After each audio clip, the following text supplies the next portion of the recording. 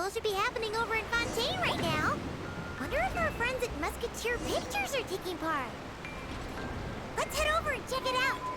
Maybe there's even something we can help with. Hello everybody, I am a simple gamer. Welcome back to more Genshin. In fact, as that lag was pretty bad, but at the very least nothing crashed. Okay, fine on talking. New patch, got a new event out, so even though Sandrone story quest is out as well.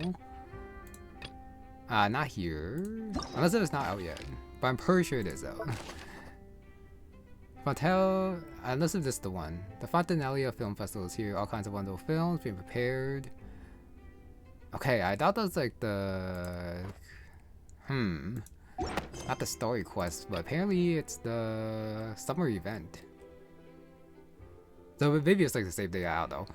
Okay, I guess I'm navigating to the Court of Fontaine. I was just in like Fontaine doing something else. So pretty good starting point. I just started here. So I guess I teleport and then see where we go from there. Go behind. Well, I guess this is probably a good chance to get rid of all this stuff. Don't care about that, don't care about that. Get this out of here too. Don't quite care about Lady Astra. Select reward, but I'm not gonna select anything. I just want exclamation mark out of the way. Okay, sunny summer Fontinalia. When we look at the moon, so that's exploration on the moon, which is gonna be interesting to see if it like gets unlocked here. There's the stuff here. Good. These three are just done, so I don't have to do those 3 test runs. I was gonna do the other stuff too, but I guess we're doing this. See? Told you they'd be here. Xavier! Oh, and Shiori and Farina too! Hydro Archon above! If it isn't my darling camera operator and clapper loader! A very happy Fontinalia festival to you as well! I'm guessing you came back to celebrate with us? Yep, and help out too! Even though the last festival had some unexpected hiccups, making the film was still super fun. Since you're all here together like this, you must be planning on entering the competition, right? Of course! A celebration of the entertainment industry. No one who's anyone would choose to sit this one out. It only happens once a year, after all. Fontaine Fashion Week might be more my speed, but the film festival brings in a lot of orders and boosts brand recognition, so I wasn't going to miss out either. A few new awards have been added this year, too. Best Director, Best Costume Design, oh, and Best Camera Operation. Ooh, sounds like we've got work to do. Come on, tell us! What's Musketeer Pictures film gonna be about? Oh, about that. What's wrong, Xavier? What's with that look? Oh, man, you weren't scammed by some shady investor again, were you?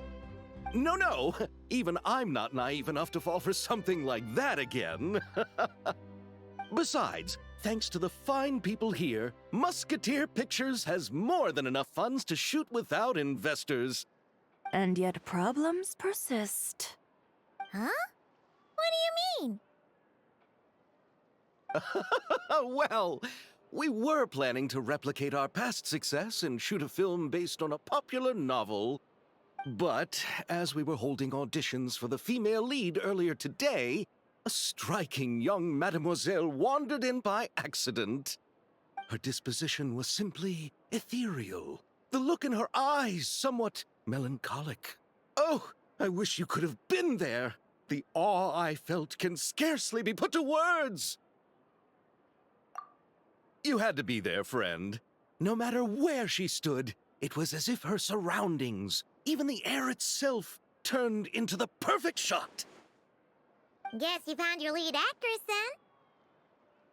then? No, quite the opposite. My script is entirely unworthy of her. I fear it is. Nevertheless, I couldn't help but approach the mademoiselle to ask about her background and what brought her to Fontaine. What did she say? Sadly, She said her best friend was gone. After returning to her own homeland not too long ago, she decided to visit where her friend was from to remember them better. Oh, no wonder she looked sad.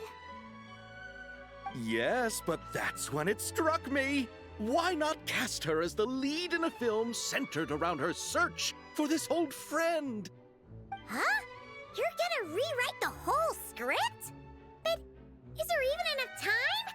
Isn't the prep work super complicated? We might not finish. Think about the difficulties we faced with the Two Musketeers. We had to start from scratch back then, too. I'd say we're ahead of the game this time.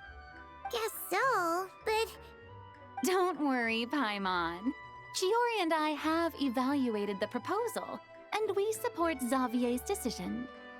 I won't really need to start on the costumes until the cast is finalized, so it's not too much extra work for me. Oh, fair mademoiselles. How can I ever thank you? Finishing the script would be a start.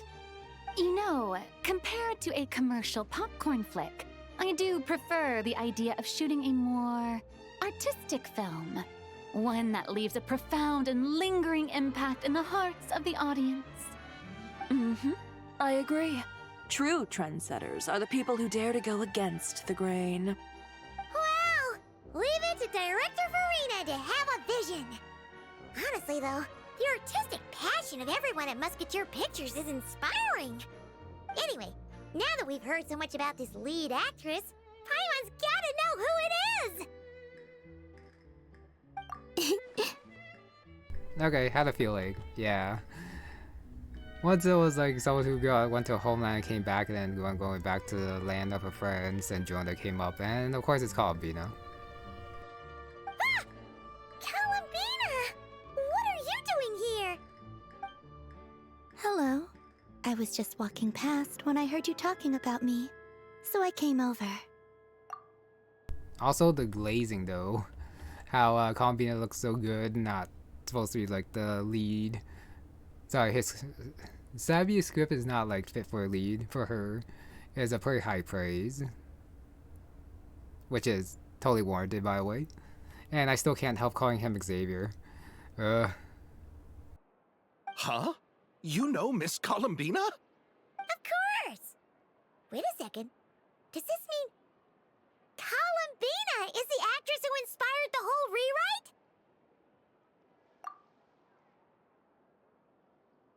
Yeah. Hmm? Wait, so did you make the trip by yourself, Columbina? Yes. I mentioned how I wanted to visit other nations once things settled down in Notcry, remember? So I went to the curatorium to ask Never for advice. She told me about the film festival in Fontaine and said it might be fun to visit. I spoke to Lauma before I left too, and she thought it was a great idea to get out for a bit. It's just, I received quite different travel advice from the two of them. Oh? How so? Well, Lauma told me to go out and experience new things and make new friends. What a wonderful suggestion! That's how a trip should be. What about Nefer? She said, don't trust anyone and don't talk to strangers. Yep, that sounds like her. I can understand that too. It shows this Nefer cares about you a great deal, Miss Columbina. Yes, so I plan on combining their advice. All I need to do is turn strangers into friends, and then I can talk to them. Huh. That kinda makes sense, but also not. Hey, Chiori. Oh, look who's back. Happy Fontinalia Festival, you two. Oh, looks like we have a superstar in our midst. How about an autograph, Big Shot? Haha, very funny. All settled then? Yep, the Duke gave his blessing, and I cleared it with the Udex. During the festival, inmates with good behavior will get a chance to spend some time on the outside. Under the stringent supervision of the Special Patrol, of course. Risley! It's been a while. Does that mean Veronique and her brother will be at the festival? During a specific window of time, sure. Doesn't hurt to give the inmates something to look forward to. A little sun'll do them some good, I think. This is a friend from your travels, I'm guessing. Thought I heard something along those lines. Right! We should make some introductions, huh? Chevros, Risley, this is Columbina, a friend we met in Notcry. Welcome to Fontaine, Miss Columbina. I bet the weather's been quite an adjustment. Yeah.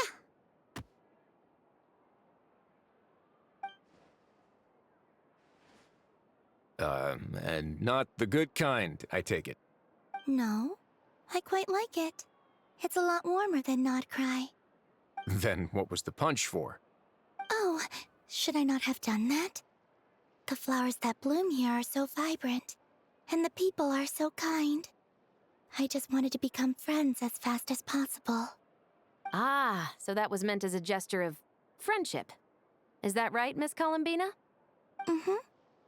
Isn't that what friends do? Right. Might have been a bit premature in this instance, though. Your friend here is quite the character.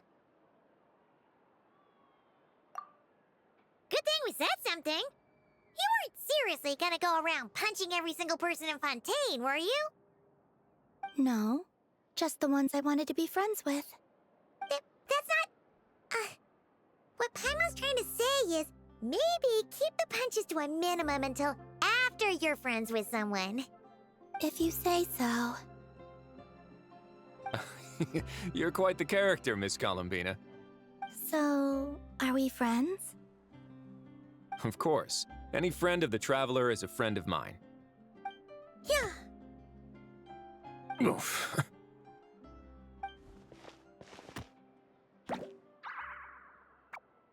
When it comes to friends, you sure know how to pick 'em. So Miss Columbina is the lead actress I've been hearing so much about. The whole thing about her aura is starting to make more sense. You gonna be part of the film this time too, Chevros? That was the plan. But now that Mr. Xavier has changed the direction, I don't think I'm in quite as many scenes. It's all for the best, though. A different crew asked me to help consult on some of their musket work. Oh, sounds like our trusty musketeer is as popular as ever. I'm just going where I'm needed. I'm more than willing to help with whatever this production needs as well. Ah, well, speaking of, would you happen to know if there are scenic locations around the court of Fontaine that other crews haven't booked? The festival's pretty popular this year, so there's not a lot left.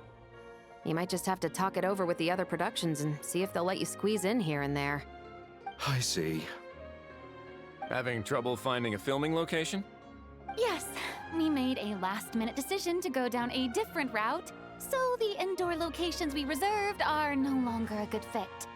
And it looks like all of the best outdoor spots have been taken. You know, I might know a place. Good views, good atmosphere, and no production team has snatched it up. That sounds perfect! Where is it? You want me to reveal it just like that? Come on, let it be a surprise. As much as that sounds riveting, I think we should divide and conquer. You go do that, and Director Farina and I will take Miss Columbina around the city to discuss lighting and styling. Is that all right with you, Miss Columbina? Traveler? Yeah, everyone here is our friend. So don't worry about a thing and just focus on enjoying your trip. Okay. All right, then the Traveler and I will go check out this potential filming location. It might even give me some inspiration for the new script. I'll leave this to the Duke then. Until later, everyone. Maybe we'll run into each other on set. Okay then. Lead the way, Risley. Paimon's not built for suspense. Let's get this show on the road. Who said anything about roads? Huh? Alright, Act 1. Shall we meet again? I'm pretty sure this is like the seasonal event. So this might not be available later, even though it seems it has a lot of important characters in it. I do not remember, not Shevers, not Shevers. Chiori's voice being so low. It might have always been, and I just forgot since I haven't seen her in a while. Maybe. Yeah, and I guess they're not gonna touch on Columbida being former Fatui, now moon goddess thing. Probably not. Okay, get that out of the way, and then get my rewards here. Fist compensation, get that out of the way too. The shop I'm not gonna touch. Get this out of the way as well. So Sandrone, the weapons, doesn't really matter, I'll just do that. This also doesn't matter too much, even though it should be. The light trace wish. Okay. And then the rest I shall leave. Okay, and I'm pretty sure that thing in the shop is the new outfit for Sit Lolly. Okay, but if it's a YZ recommendation, even though it says it's the Winglet, I will say it's either the Fortress of Meripede or the Office. Okay, so it's a ship. So okay, so we're not going back to the Fortress of Meripede. Completely fine. No way! You brought the Winglet up to the surface? It'd make quite the grand backdrop for a film, don't you think? Paimon's more focused on the fact that this thing is supposed to be underwater, inside the Fortress of Meripede. True. And keeping up with the maintenance on a vessel this big is a lot of work. It takes a crazy amount of manpower just to keep it up and running. Oh, Paimon kind of thought it just sat there until you needed it. I wish it were that simple. The truth is, the maintenance costs on this thing are substantial, so we decided to rent it out during the festival to earn some extra mora. Besides, the inmates are the ones who keep it in good shape. Seeing the fruits of their labor put to use is a good form of social rehabilitation for them. Huh, you've really thought this through. What you think, Xavier? Is this a good place to shoot? Ah, I've got it! Good messieurs and mesdemoiselles, I've got it! Gonna take that as a yes. The beginning is the hardest part, and the opening of this film has been eluding me, but now I know just how it should start. Alright, before we get too far, and since you did mention the beginning, I will say that the intro for this whole thing was a little bit not really rushed, but at the same time they definitely could have elaborated on the film festival, especially for those who didn't see the first film festival. Yeah, and just jump right into it. I think it's a little bit too fast. Glad to hear it. Thanks for bringing us here, Risley. Don't thank me just yet. This isn't quite a done deal. Huh? Not a done deal as in someone already rented it out? You said no other production teams had snatched it up. This person isn't affiliated with a production team. The rental fee was high enough to scare off plenty of other film crews, but she didn't blink. Made quite the generous offer, and didn't even attempt to haggle. Do you know what she plans to use it for? I'd like to at least have a rough idea before going in to negotiate. I didn't ask for the details, but I did see what looked like a fishing permit and a business license on her desk. My guess is she's planning on using it for some kind of restaurant or aquarium. A floating restaurant is sure to attract people, but an aquarium sounds cool too. The views from the ship make it a great spot for a date. The Winglet might not be under my command right now, but it's always nice to see her admired. A film is sure to drum up some good publicity as well. I do hope we can work something out with the current captain. Well, guess we should head over and talk things out then. Best of luck. Alright, only one name comes up for, at the very least, a restaurant. The aquarium, I'm not quite sure, but it might just be the view while the people are eating, so Mrs. Goffier? Probably?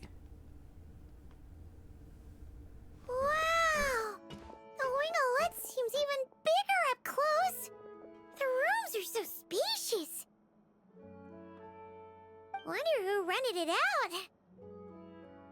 Hello? Anyone there? Perhaps the captain had business to attend to elsewhere. But why rent such a massive boat just to have it sit here without even leaving so much as a note?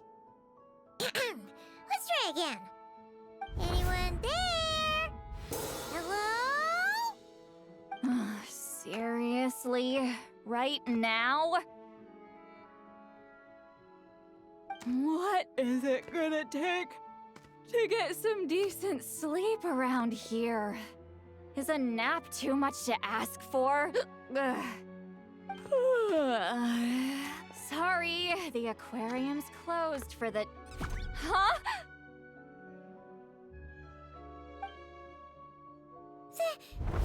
Lolly? Traveler! Paimon! Hold on.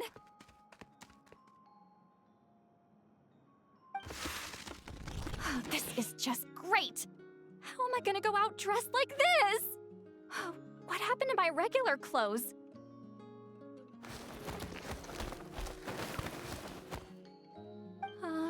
The wash! I put them in the wash after I drank too much and fell into the fountain. Oh, this can't be happening! Am I seriously gonna go out like this? Think we might have caught her at a bad time. Lolly! I don't want to hear it. Hear what? A single word about what I'm wearing. No comments, none. Is that clear? Oh, yep. Crystal. Huh? You think so? No, wait, I told you not to say anything! What was... Oh, his thoughts. I heard his thoughts. How could I forget about that? Oh, this is so embarrassing. I seemed a little too pleased to get that compliment, didn't I? Wait, the mind reading went both ways. Does that mean the Traveler's hearing all this too? Oh, you clearly did! Huh? What did we do? Paimon's not following. Nothing. It's nothing. Let's just move on. Did you need something? You're not here alone, I see. Hello, I'm Xavier, a film director and producer from Fontaine. I meant to introduce myself sooner, I just didn't want to, interrupt. No wonder we ran into each other in Fontaine of all places. You must also be in town for the festival, then. That's right. We're helping Xavier with his film. In fact, we were hoping to shoot some scenes on this boat. You're the one who rented it out, right, Seed Lolly? Me? Rent a boat? I wish I had that kind of spare cash floating around. Not to mention the spare time. Don't get the wrong idea, though. I'm not here to sail off into the sunset and live out some cushy retirement life, okay? I'm not that old. Then why you dress like...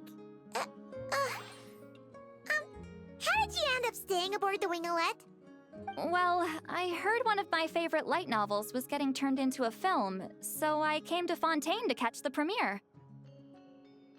Originally, I booked a room near the Opera Epiclese, but I'm quite particular about where I sleep these days. I think it's an age thing. And that bed? Oh, I just couldn't sleep in it. I tried to find a different hotel, but with the festival, everything was completely booked. Just as I was worried I'd have to sleep under a bridge or something, I happened to spot a help wanted sign on the side of the road. Oh, so you're here to take care of the boat? No, I was hired to man the front desk. The pay is a bit low, but food and drinks are covered. And it includes room and board during the festival. Plus, the job is simple. so I thought I'd give it a shot. Wow! They actually thought you'd be a good fit, huh? What? You don't think I'm cut out for it? All I have to do is tell people the aquarium isn't open yet. Other than that, I'm free to do whatever I want. It's a pretty sweet gig. That's all? Yeah, I was also kinda shocked. But it's not a lie. Head downstairs and see for yourselves. There's nothing but empty tanks. Not a marine animal in sight. Did your boss mention anything about being open to film crews using this space? Our production was hoping to film on the deck for a few scenes. No. That never came up. You could just ask her. Oh, she's around? What kind of person is she? We should know what we're heading into. She's nice enough, I suppose. Pretty reasonable, too. Even offered for me to move to a bigger cabin if I was too cramped. Back at the Masters of the Nightwind, I'm used to being the one giving orders. But working under her doesn't feel like being bossed around. She seems to respect what I think. Wow, she sounds like a great boss. She did tell me she'd rather not be disturbed, though. She's been working on an important project, so I'd keep it brief. Got it. Thanks for the heads up. All right, the captain's quarters are this way. I can take... Wait. But I'm wearing... whatever. I doubt she'll care. Just follow me.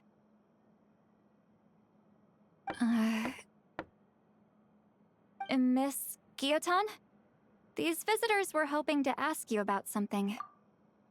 Okay, yeah, after all the mystique, I didn't think it would be a Scoffy after. Ms. Guillotine Sandrone. Well, it's more like a lane, but...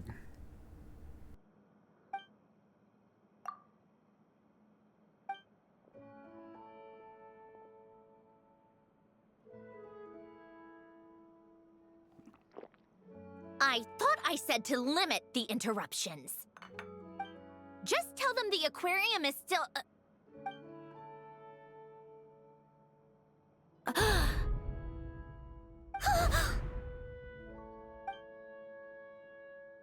Sandrone? You're here! Huh? You know each other? Are you okay, Sandrone? Do you still remember us? Everyone was so upset after what happened. We all missed you so much.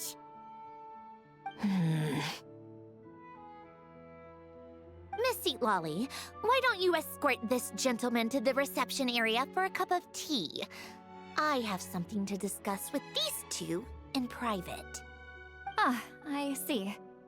Right this way, Mr. Xavier.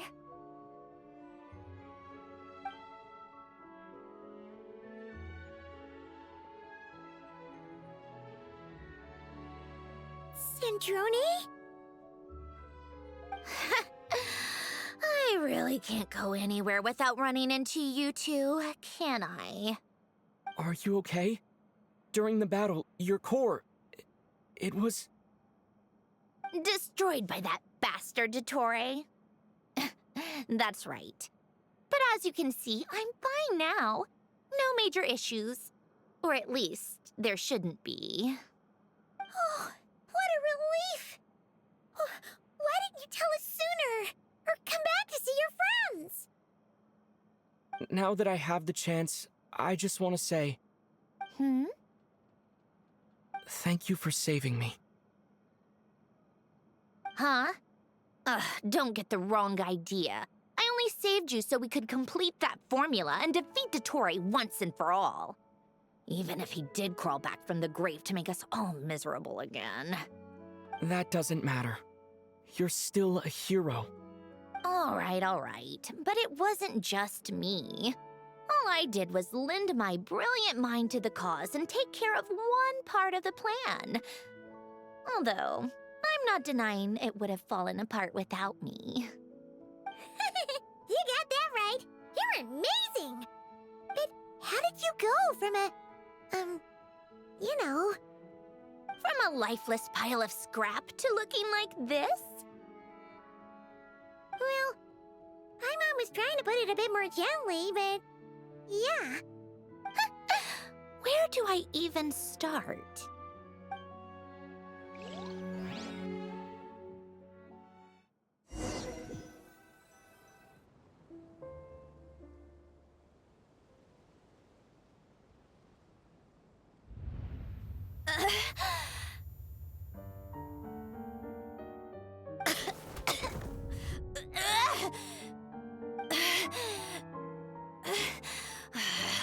Curse it all!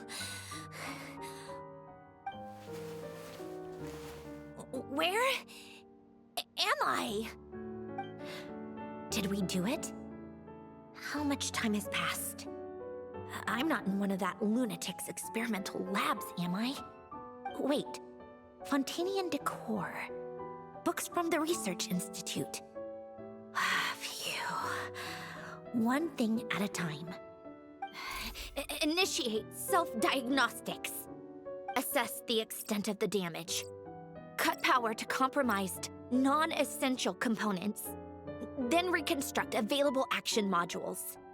Severe damage to the core. Dottore, you bastard. Polonia?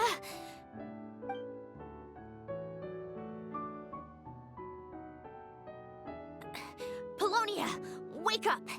Activate!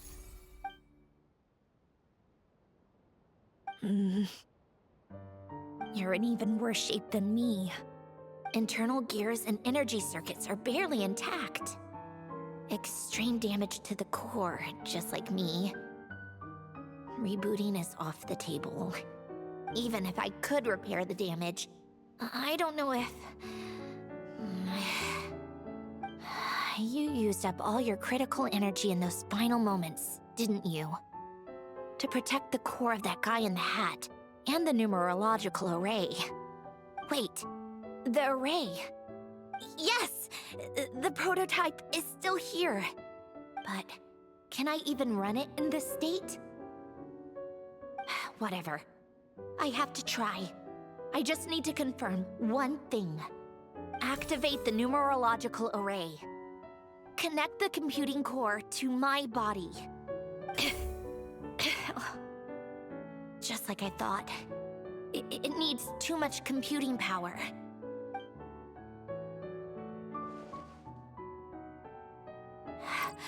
Cut off power supply to all functions except the thinking module. Please. I just need to ask one question. Initiate query regarding the 3 Moon Sisters.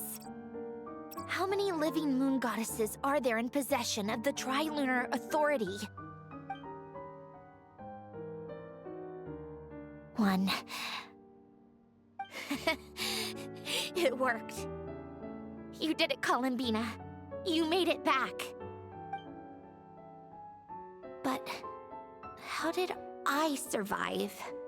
The self-diagnostics showed damage severe enough to shut me down for good. What triggered the reboot? A built-in message? Only visible after a core reboot. The final gift. Alin! Were you the one who gave me this second chance? But why now? What activated it?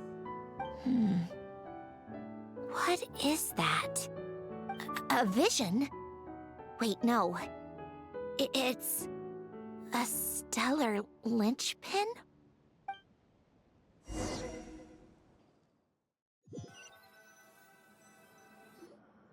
A stellar linchpin? What's that? You can think of it as a rare kind of vision. As for what causes one to manifest, well, that's still unknown. But in Snezhnaya, or in a Fatui's research at least, it's believed to have some connection to the third descender. The third descender? We knew his remains were used to create the Gnosis, but this is the first we're hearing about a stellar linchpin. You knew about the remains? Right, of course. Look who I'm talking to. Yes, The heavenly principles used the remains of the third descender to create the seven gnosis as a means to consolidate the Archon system. Visions result from that same system, so extrapolating from there, it's clear that the manifestation of a vision is also, to some extent, related to the third descender. Still following? Well, that's a pretty big claim that a lot of people would like actually remember the Descender and the Gnosis and the vision coming from that too. Yeah, and so they did use Sandrone's old design before. I'm fine with the new one. I think I like the old one better, but this one's okay as well. But I do hope they bring back my boy Polonia, but they probably won't. Especially from, yeah, the previews of the new one. So yeah, sorry Polonia, but you're a big boy and that's not allowed here. For those that wield them, visions serve as a means to channel elemental power. The same is true of stellar linchpins. The difference is that, when wielding elemental energy, stellar linchpin users often exhibit a unique kind of power that seems to come from beyond to that. It's believed that, when a stellar linchpin manifests, impurities from the remains of the third descender get fixed in place. Hence, the name. That's also believed to be the source of the strange power I just mentioned. We've heard that visions can appear when someone has a really strong wish or desire. Stellar linchpins sound kind of similar, so does that mean... Huh? Oh, don't look at me like that. I've never had any grand wishes or aspirations. Just a list of things that drive me up the wall. So if you're asking why this thing appeared, I have no clue. Well, if I had to guess, it might be that it comes from someone else's wishes for you. And then they give you the power or something, and then the person either doesn't get it or they have to like perish for it to activate or something. All I know is that without it, the gift Alen left me, this built-in second chance, never would have triggered. The damage to my core was too severe. But thanks to the stellar linchpin's manifestation, it did trigger. And after my core rebooted, I was able to repair the damage to my body. I also managed to import the numerological array, along with some of Polonia's surviving algorithms, into this form. Wait, does that mean Polonia is... Yes. Unfortunately, Polonia is... beyond repair. Oh, we're so sorry to hear that. But you also mentioned something about a final gift? Yes. Alen often spoke to me about wishes and desires when he was alive. I suppose he thought there might come a day when I wished for something, and was willing to sacrifice my own life to fulfill it. So he left me a chance to start over. No, never. Alen once said I was his proudest masterpiece. That might sound boastful coming from me, but it's also an undeniable fact. After Alen died, I started studying how Polonia and I worked.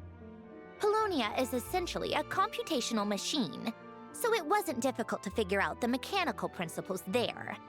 But when it came to my own structure, that's when Alen, the Lord Artificer's true greatness, struck me once again.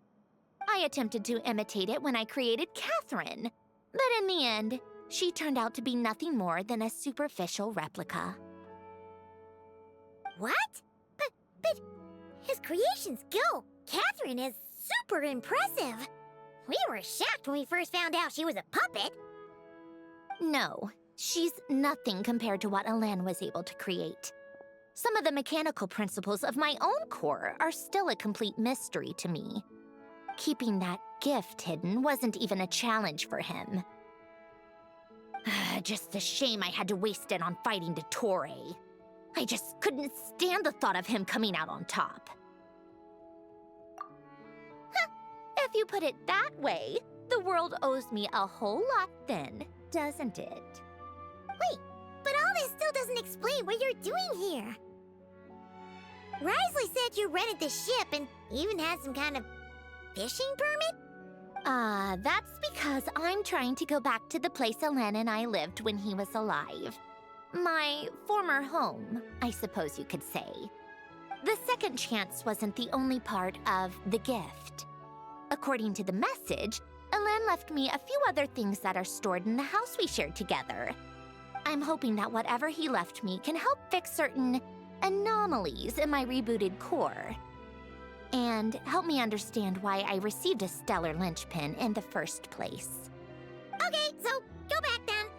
What does that have to do with fishing? And to think I'm talking to the saviors of Fontaine. Did you forget that the water levels have been rising for centuries? I can't just go back to the place I used to live because now it's underwater. Oh, right. With the rising water levels and changes in terrain, it's not just a matter of finding where it is, but also clearing away any sediment or debris. But Fontaine law prohibits unauthorized individuals and organizations from excavating underwater ruins. Amelazine caught me the minute I even made an attempt. Why not apply for authorization then? And face the endless slog of Fontainian bureaucracy. No thanks. Besides, I'm a Fatui harbinger. The diplomatic implications alone would be enough to give the gestionnaires at the Palais Mermonia a headache.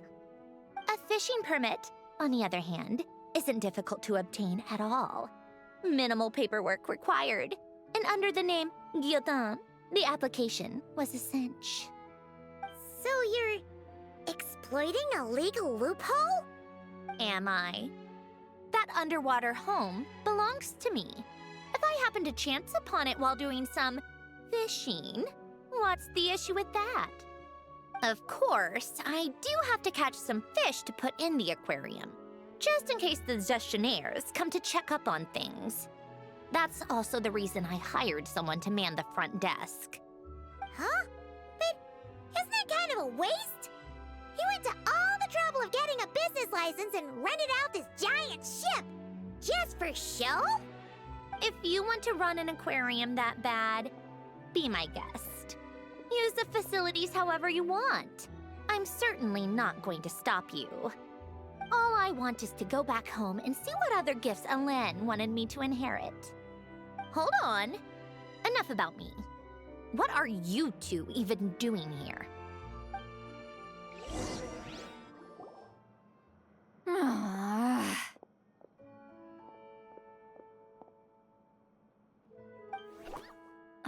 Seriously? They've been in there forever. The reaction when they saw each other was strange, to say the least. They're lucky I was nice enough to leave the room and give them some space. Back in the Masters of the Nightwind, I'm the one who gets to kick people out. I just want to know what they're talking about. Should I cast a little eavesdropping spell? No, what am I thinking? I'm Granny Eastley, the great shaman of the Masters of the Nightwind. I can't do something like that. This is just ridiculous. Making me wait out here for so long? Where's their respect for their elders? Oh, here they are. Were you back there arguing or something? What took you so long? The two of you are already acquainted with Miss Guillotin, then? Oh, yep. But don't worry, we got everything sorted. Sandrone agreed to let us shoot on the ship, but it has to be when she's not here. When she's not here? That's right. You'll excuse me if I didn't exactly ask for this little reunion. I wasn't planning on seeing anyone. Like I said, my core is severely damaged.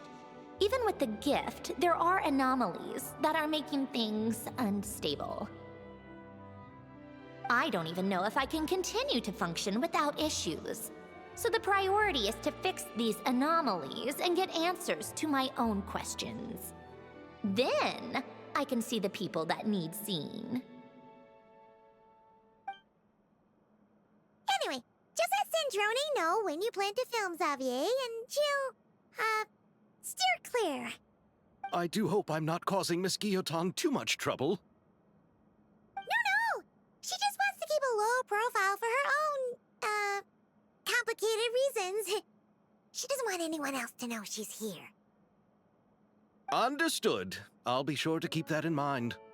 Oh, and see Lale? Huh?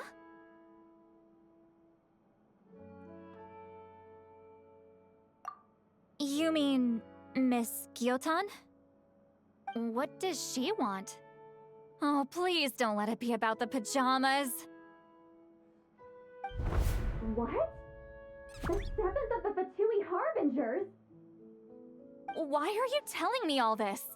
I asked the Traveler about you, and I've decided it's best to be open in this instance. I can understand if you would rather not work for a Harbinger. Regardless, the room on the ship is yours to keep. You're an acquaintance of the Traveler, and I plan to honor that. Wait, she's actually nice? It's not a problem. The captain also worked for the Fatui, and he helped Natlan a great deal. We know that there are good people among your ranks. Besides, I've been around long enough to know what it means to earn one's keep. This isn't Natlan, and I don't expect special treatment. Besides, sitting at a desk isn't exactly backbreaking work. I appreciate that perspective, great shaman. Seat Lolly. Just call me Seat Lolly. That title makes me sound so... old. Well, Seat Lolly, the Traveler and I are looking for something, so we'll be heading underwater together soon. I'll leave the ship in your care while we're gone. Together? How often? Not too often.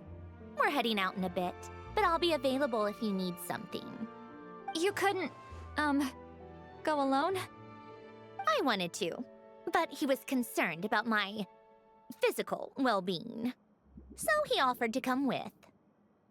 Guess my mental well-being means nothing then. Huh?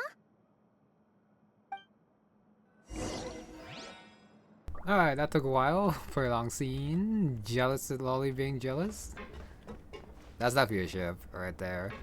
Okay, but Sandrone going underwater looks look for her former home. I would thought it would be the giant tower, but I guess that's not really like Alan's home, I guess. The tower that we like sunk underwater. Okay, talk to Lolly first. Just be quick about the whole thing, okay? And then Xavier. Miss Guillotin is so generous. We talked it over, and she agreed to let our crew come over and do some test shots while you two are out. I guess Columbine is not gonna meet Sandrone until after it's all over, I guess. And next is okay, she is here. So this is how you proceed, but I might as well double check the quest screen since I'm actually not sure how this is actually formulated. So there's no axe, so this just might be, well, no, there are axes, but it's not listed here. So this might be like a full thing that's like just out. So Act 1, 2, and 3 are all available, and basically like Sandrone's story quest. You know, it's not in this section over here. All right. Our first stop is the Beryl region. After Alen left the Fontaine Research Institute, he lived in seclusion somewhere around there.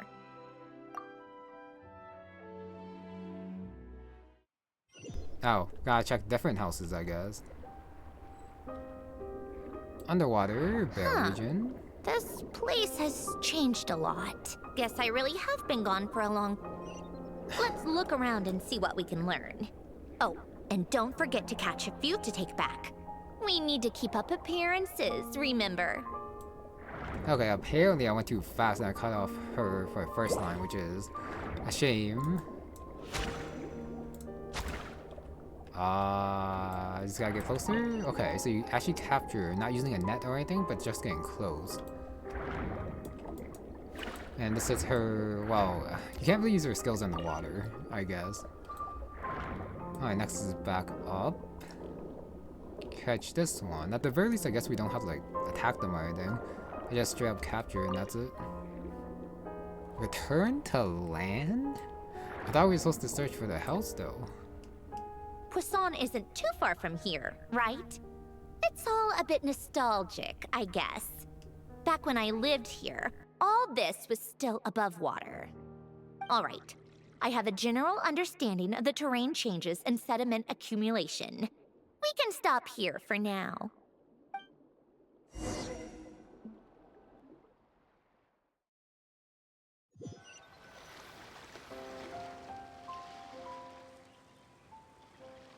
That went smoother than expected. I appreciate the help. No problem. You doing okay though, Sandrone? Seeing your home look nothing like you remember, that can't be easy. I'm fine. Times change. People change. That's the one thing you can actually count on. I made peace with that a long time ago. You should head back and put them in the aquarium tanks. We finished ahead of schedule, so your crew is probably still on the ship. I'll follow in a bit. Right. Xavier said he was gonna test out a couple of shots. I'm sure. I want to take another look around on my own. Okay then. Want us to let you know when the filming is done? No need. Columbina relies on Kuvaki to perceive her surroundings. In Nodcry, her senses are heightened because Kuvaki is everywhere. But here, as long as she doesn't activate her abilities, her range of perception should be equivalent to an average person's line of sight. I figured that out back in Snezhnaya. That's oddly specific. I have hiding from her down to a science. So, what? Things might be a bit different now that she's merged with the Moon Sisters, but I doubt there's been a drastic change. The point is, you two can head back. Don't worry about me. Okay, if you say so. Come find us on the ship if you need anything.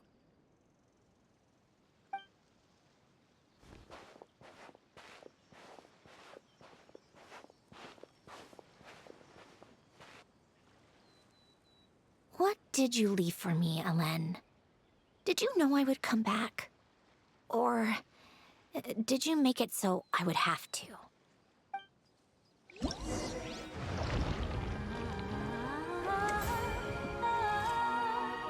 Okay, never mind. I guess it pops up here, the quest page. So the intro quest is just that long. Total earnings, so this is 1 to 3, so 10 million, I guess is like the highest. Debut Sandrone seems to be looking for us. Complete the quest. Main commissions, magic commissions, unlock gameplay modes, unlock gameplay modes, unlock gameplay modes. So there's gameplay here. So I guess the other quests come out later. Really? Abilities. Not yet unlocked Operation Deep Dive Treasure. And then you do have recommendations as to what to grab. Okay, so you do need this currency to upgrade. Every 2,500 more there's one fun unit. That's a very low conversion. And but it probably doesn't use like actual more, I don't think. And then the ones that are locked. You need the prerequisite marvelous abilities to unlock, so this one here I guess. And this one... Management commission 1018? That's a lot of commissions. Okay, archive. All the different fish they can capture. That's a lot of collectibles, which I might collect all of them, maybe. Alright, new quest. Elegant safety first. Is this the one with all the quests popping up? No, it's just the one. Oh, this is the Rich's Revelation. I'm not quite sure what this one's about, and elegant safety first. This one seems permanent, even though this one, yeah, has the time remaining. Okay, I see. So should we meet again? Time to go back to the winglet. I do wonder if the winglet is gonna be here afterwards. Like, after the event's over. I'm pretty sure it's not. If it was a permanent quest, then maybe, but maybe not. I don't see anyone on on top of the ship, so I guess they're all inside. You know, they said they would be filming outside, but I guess not. Everyone is actually in here. Xavier, we're back! Shh! Quiet on set!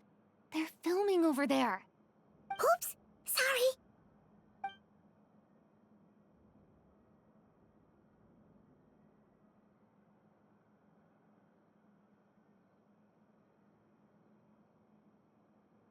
What's your take, Detective? Bullet wound to the chest. Gunpowder residue on the clothes. The victim must have been shot at close range. You think it was someone they knew? Yes.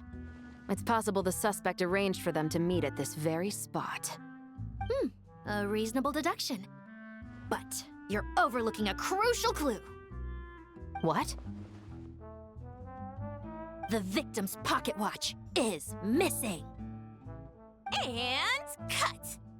I think we got it! Good work, everyone! Phew, finally. Acting was nerve-wracking for me when I first tried it too. Just loosen up, and you'll get used to it in no time. Okay, Charlotte's here. Also new outfit, and forget the Fiend Pauline's back too, of course. And it's also, of course, for like the event with the management minigame, of course. Chevres! Charlotte!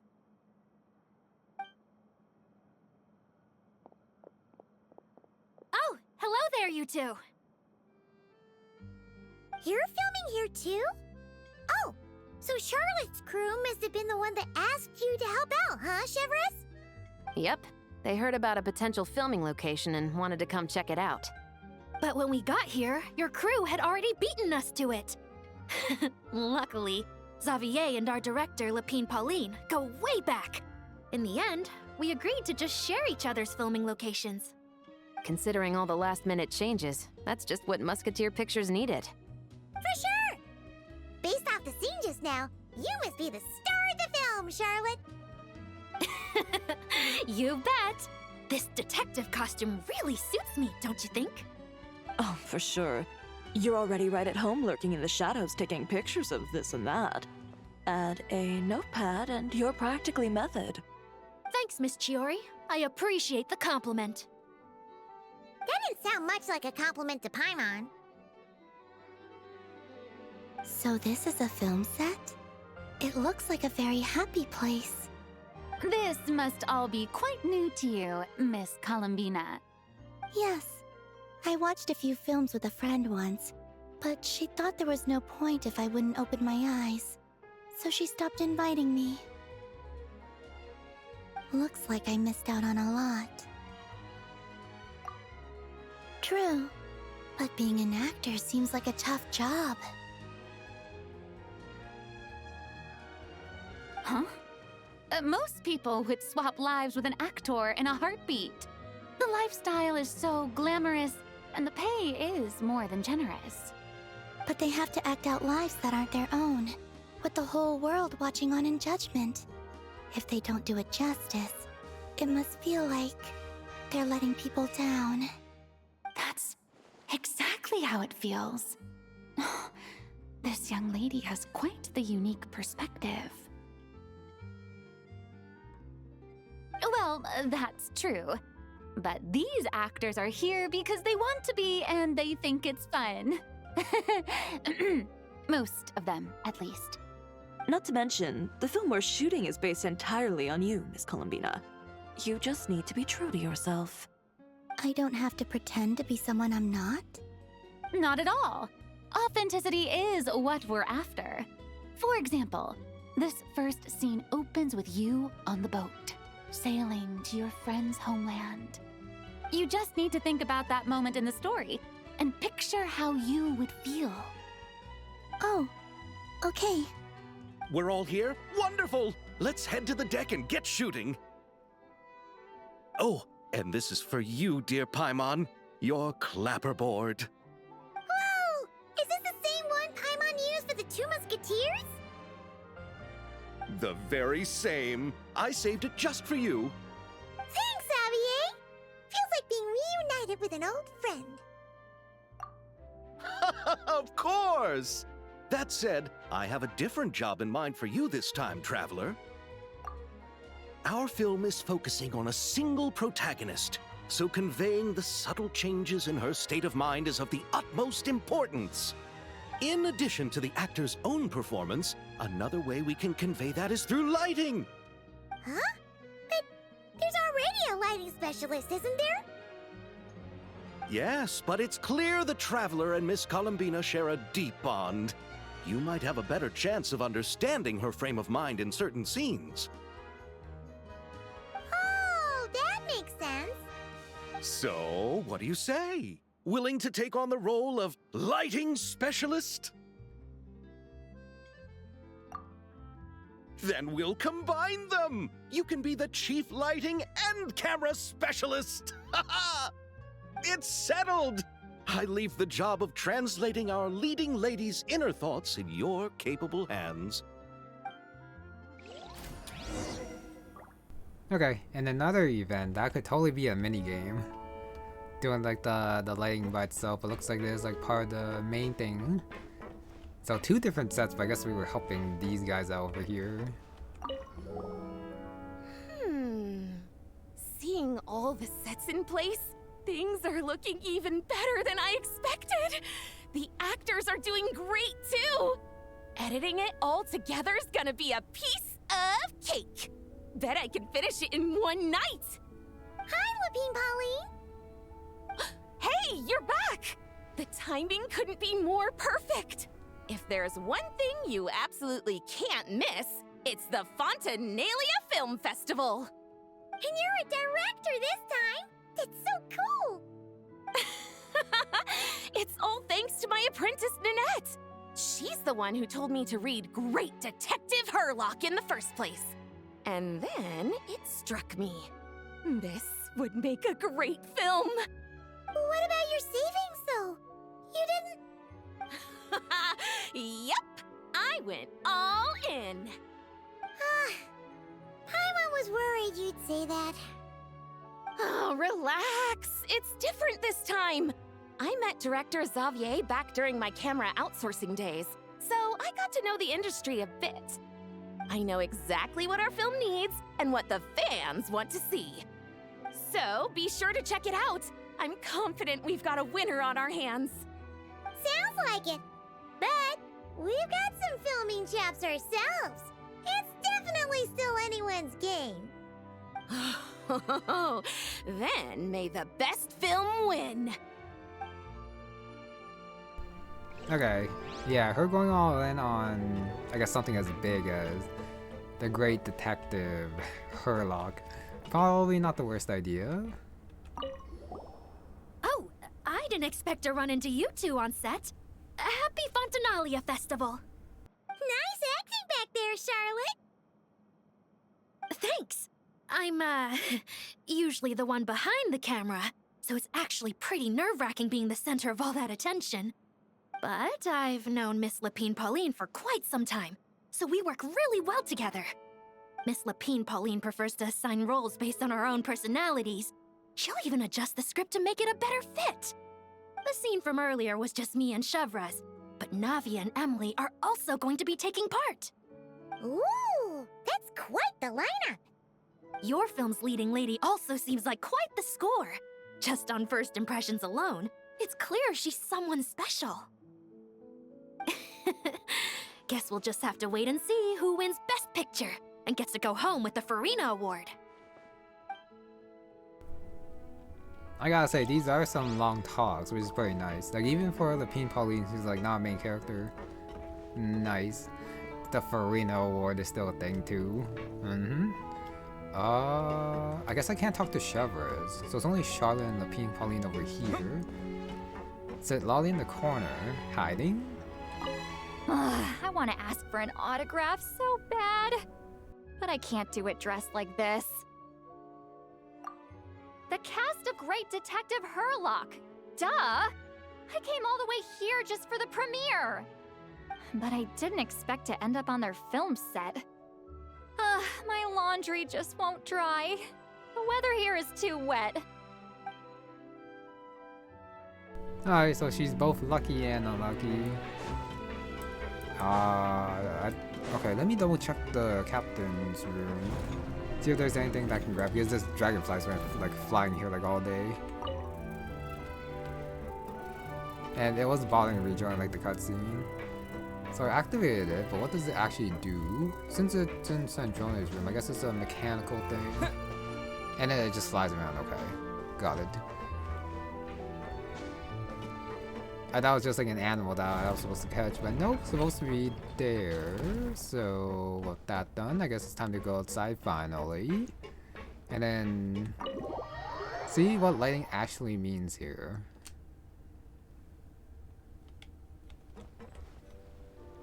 All right, without any further ado, it's time for production on our film, A Homecoming, to officially begin! Turning it over to you once again, Director Farina. All right. Positions, everyone! Camera operator, clapper loader, get set up. Let me know when lighting is good to go.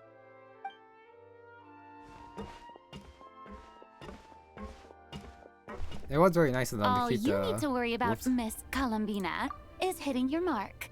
Other than that, just focus on immersing yourself in the emotions of the moment. Yeah, as I was saying, keeping the clapper for Paimon was a nice touch too. Okay. Good. Lighting, are we ready? Okay, I guess we're just placing the light and that's it. You know, it seems like we have different places we can put it. All three of them, maybe? Adjust the light's brightness, head back to the camera. Use the result? How do I use the result? Continue placing, I can start over. How do I adjust the light? Maybe here? So how do I actually check? Since I can't actually see it.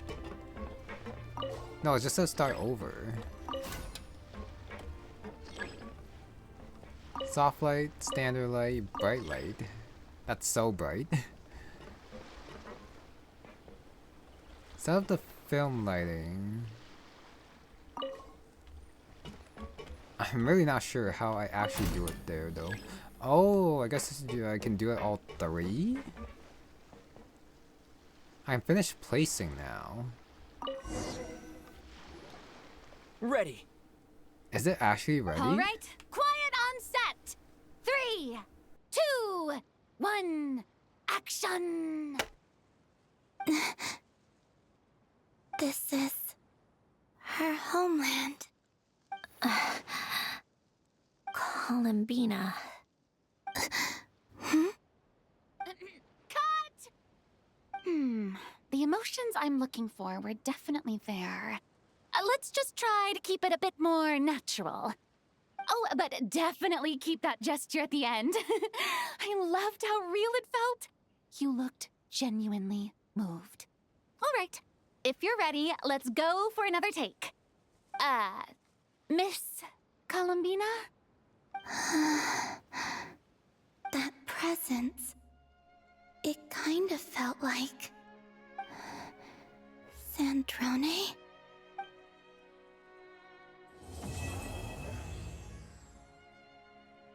Okay, there's Act 1 done. Honestly, I had zero idea what the hell I was doing with those lights. Zero idea. Terrific performance, Miss Columbina. Truly excellent work.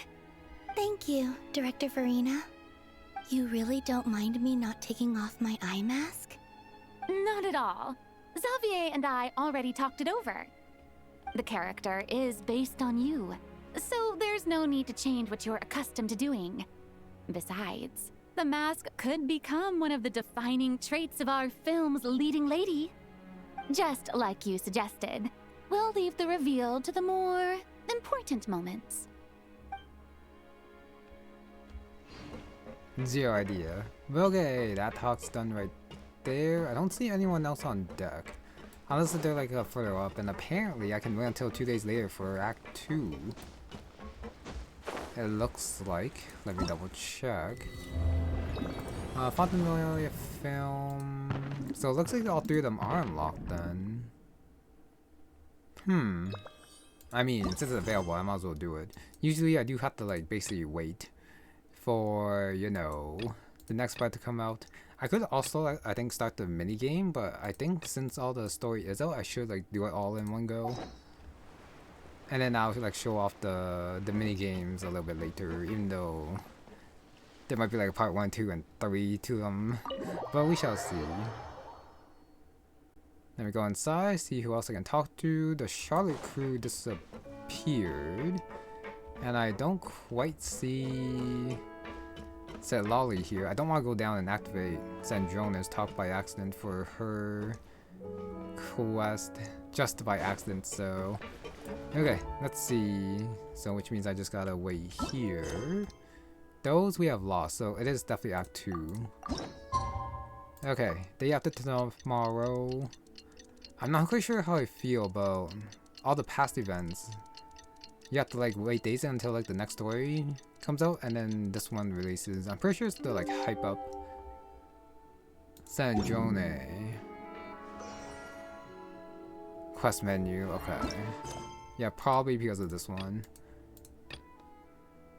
Okay, focus mode, sure. Even though I think you should probably do the mini game first. But I think for like at the very least the viewing experience here is probably better if I keep going. Ah, you're here. We should get going then. Xavier and the others should be filming soon. If anything, it's the dev's fault for not separating the different acts. And then, yeah, they could be available on one go, which I'm pretty sure some people before have like complained about it being separated, like all the story events for events. But I think in this case, waiting's like probably not the worst thing, since this is like not well, it might be permanently available. I don't know quite yet, but if it's not, then some people who play it after is gonna miss this anyway. So what does it matter waiting for like a couple of days to like, finish it, and then you can like enjoy the minigame in the meantime. But I guess those are just my 2 cents. I think for like this one specifically, I do not mind waiting. But it's all available, so do it all in one go. How's it going? Have you managed to figure out the location of your home yet? I've narrowed down a few potential locations. We just need to take a sample from each one. Once the equipment analyzes them, we should know the exact location and where to find the entrance. Great! We should get started then. Also, if I had to guess, I'm gonna guess this is gonna be like the shortest story part compared to 1 and 3.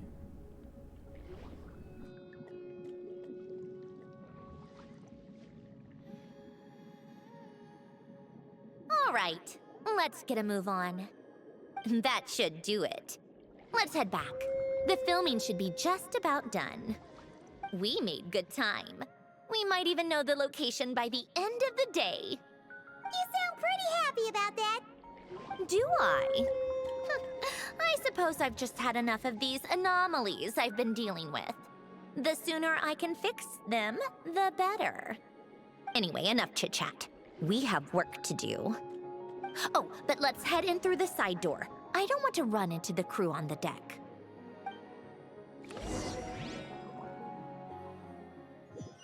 Hopefully the story's not gonna be a little bit weird during the aquarium after. All right, now we just need to wait for the results.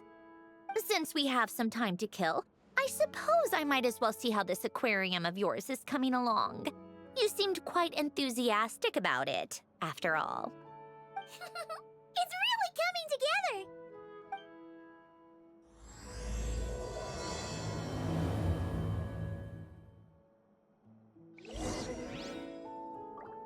Okay, since this is also focus mode, I'm pretty sure I won't accidentally trigger it. But I guess we're checking out the aquarium. If they're gonna like say that it is a couple days later and then do this thing, I do wish that they did split the quest up. If they were just gonna put it all together, then they should have like changed it. Oh, kind of impressive, actually. So yeah, this just feels half-baked to me. These must be the ones we caught the first time we went underwater. Like it? It's fine, I guess. Nothing special. Come on! It sounded like you really liked it just now. You're that proud of it? Is this a sense of accomplishment or something? Well, yeah. And it's pretty. You know it's gonna be gone soon, though, right? What do you mean? After the festival, this ship will be returned to the fortress of Meropide, and this aquarium will be no more. So? So, no matter how much work you put into this place, once the festival is over, it's all just going to disappear. But not making the most of it when we have the chance is an even bigger waste. But if you know it's all going to be gone one day, why even bother? Well, because... Because you still get to keep the things you gain along the way. And those are things that can never be replaced. Doesn't that make losing them even harder? Well, if you put it like that... But the happy memories we make along the way last forever. You just have to take a more glass-half-full perspective. Not to mention, everything we do here is going to be on film, so it'll still live on in some shape or form. And when you look back on it, only happy memories will come to mind? Exactly! So it's about finding joy in the process itself. Traveler, you're back already? What's wrong with that? You say that like it's terrible news or something. How did you get here? I didn't see you on the deck. Oh, never mind. We need to help Miss Guillotin hide ASAP. The crew is heading over here to shoot any second. What? They should be done by now. There was a mishap earlier that cost them some time. I was waiting on deck so I could warn you the minute you showed up. Anyway, you should head back to the captain's cabin right away. They're gonna be here any minute now. Finally! That's a wrap for the scenes on the deck. Wouldn't have taken half as long if the wind hadn't snapped our equipment in two. Uh-oh! Too late! Change of plans then. You'll just have to hide. Hide? And where exactly am I supposed to do that? Oh, there's a box over there! You can get in that! Huh? You expect me to... Do I need my makeup done for the next scene too? For the love of... Let me see. Maybe just a quick touch-up. Huh? Traveler and Paimon? What are you doing here? I thought you took the day off to take care of something. Huh? Oh, well, it didn't take as long as we were expecting, so we came back early. What about you guys? You're still not done shooting for the day? No, we ran into an issue that, set us back. It meant Miss Charlotte's crew wasn't able to wrap either. We both still have scenes to shoot in this aquarium. Oh, that's not ideal. For several reasons. Let us help then. The sooner we wrap, the sooner everyone can get some rest. All right. Thanks, you two. Miss Charlotte's crew can go first then. If I'm not mistaken, you still have a night shoot later. Thanks, Director Farina! Of course. Fellow artists should help each other out where we can. Agreed. Well then, camera, lights, get set up. Actors, give your lines a quick once-over.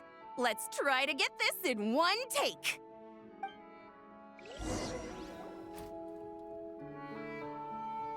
All right, places, everyone! And 3, 2, 1, action! Wait a sec, what the hell did Lapine falling in the big chair? Director's chair? She definitely did not have it before. So, the story ends like this. But when Duke Saint Germanus departed, he clearly said that everything was beyond redemption. Huh? That sounds familiar. Wait, it's from that novel I came across while researching the numerological array. He's only a genius when it comes to mechanics. In everything else, he's just an ordinary person. Huh? What was that noise? Whatever, I'll just fix it in post. Miss Jacoba, please don't speak as if I were the accomplice. Not so hard. This box isn't sturdy enough for that. This is why I keep saying, don't put too much trust in Clockwork Mecha. Unlike humans, machines don't have a heart. A heart? That's right. It's what's on the inside. It's also referred to as someone's soul, or likened to free will. You can think of it as a person's core, what makes them unique. In general, though, people don't believe machines are capable of having a soul. You said my emotion module was faultless. It is, but that's not quite the same thing. Do you think I have one then? A heart? I don't think so. I know so. The question is, do you recognize it within yourself? That's where you're wrong. I can't believe this. Forcing me to hide in a box and listen to this drivel. Me. In the end, clocks tick through tranquil years. Fish swim in crystalline springs. No matter how grand a dream is, it will fade away like this. Forlorn, wordless, silent. And cut. That was a long one. What did you think? If she makes them do another take, I'm going to flip the lid. And not just the one to this box. There were some weird audio things going on, but acting-wise, it was great. It's a keeper. Perfect. That means I can get out of this box. It's our turn. Camera operator, set up for the next scene.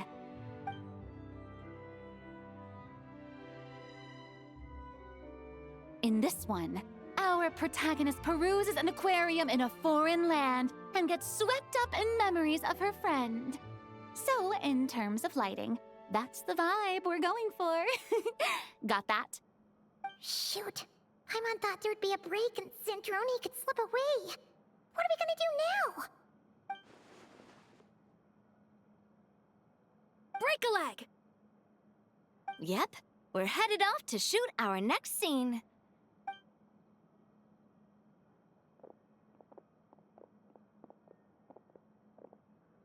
All right, quiet on set.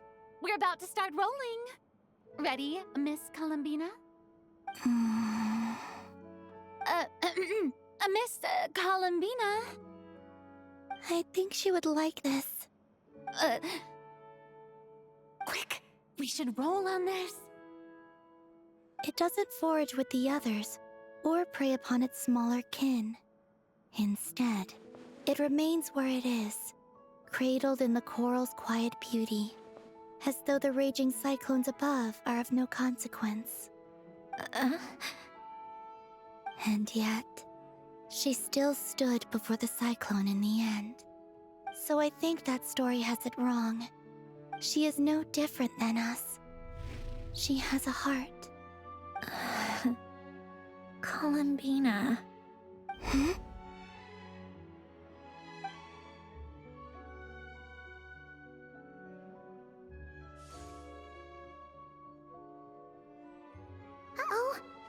to us?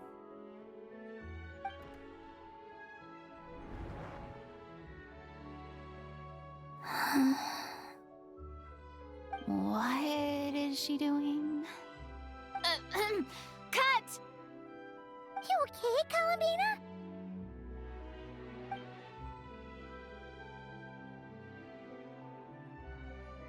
Hmm? Oh, yes. I just thought... Why don't we take a short break? It's been a long day of shooting so far. That last take was beautifully organic, though. We can use it as is. No need to go again. Thanks, Director Farina. But I'm fine to continue. You're sure? In that case, let's shoot some quick B-roll. Then we can move to our next outdoor scene.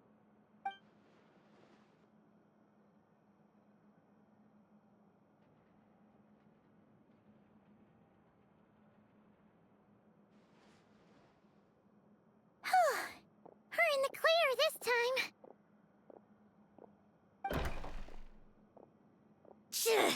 Ugh! Absolutely suffocating. You okay, Sandrone? Right as rain. Come on, let's go check the test results. It's time for me to go home.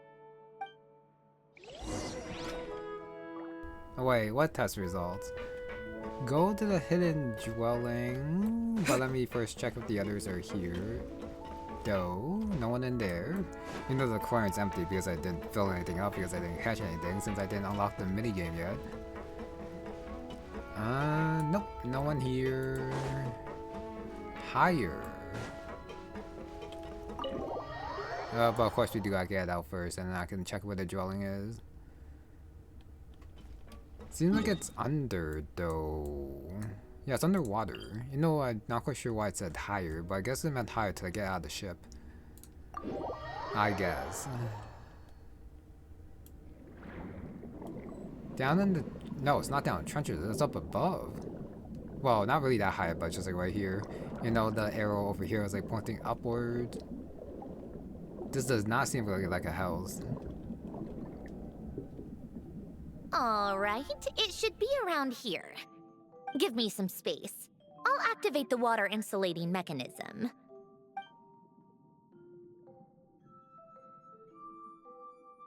The what? Alain, much like Renee, had long predicted that the water levels in Fontaine would rise. Thanks to his expertise in mechanics, he was able to implement a few simple measures to protect our home from flooding. I told him there was no need, that I would just move when the water rose too high. But it would seem he knew a day like this would come. I guess we just go in now. All right, the silt has been cleared away. This time I'll go like super slow in case I cut her off by accident again. Go down here. Go activate the mechanism for the first sluice gate. That will fill the empty middle chamber with water. Gotta wait for that. And then... drop it again. Nope, keep going. And this will empty the water. All right, now turn on the drainage mechanism in front of the second sluice gate, and this chamber will become empty once again. Teleport waypoint unlocked, but probably a fake one. Actually a hidden dwelling. This looks really familiar though, like the fairy tale place. That other house and the other Fontaine quest. So, this is where you used to live? It's beautiful! There's even a garden! Back when I lived here, it was my job to tend to the potted plants and flower beds. Still growing strong even after all this time. Who would have thought? It makes sense because that other place was basically based on the memories of this place or the other place, and then the ancient like Fontanian houses probably look similar to each other. Yeah. If the weather was nice, I would take Alen out in his wheelchair and we would go for a walk. Before long, we started bringing Polonia along too. Come to think of it, I was the only one who could get around easily back then. Polonia always got stuck at some point, and it was up to me to launch a rescue mission. Happy? I suppose they were. Uneventful, but pleasant. Repetitive, but peaceful. It was like living in a world where time didn't exist. Of course, that was all just an illusion. Death still awaits all of us at the end. Oh. All right, enough standing around. Let's head inside. Okay, yeah, I do believe it was... Where is it? Fairy Tale Place. I'm kind of forgetting where it was. Underwater Tower. Not the Fortress of Meripede. I don't think it was this one. It might have been that one. Shoot, where was it again? It's that tower. With a lot of underwater teleport points. A bright place. It's definitely not that. Well, it might have been that one, but I don't think it's that one. Where was it again? It's not the tower. Sorry, give me a sec to try to remember where it was.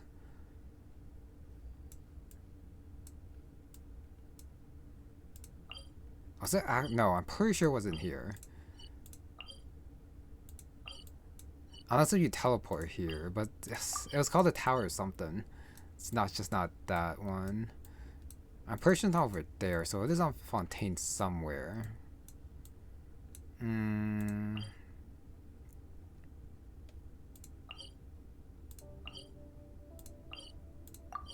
Nope. It should be somewhere around here. And a pulses right here, this one. Okay, so it's these two teleport points that lead inside. And then to like the middle section over here, and then you teleport after. Could also just be this book of revealing that I was thinking about too. Something like that. Alright, time to go inside. Sorry about that.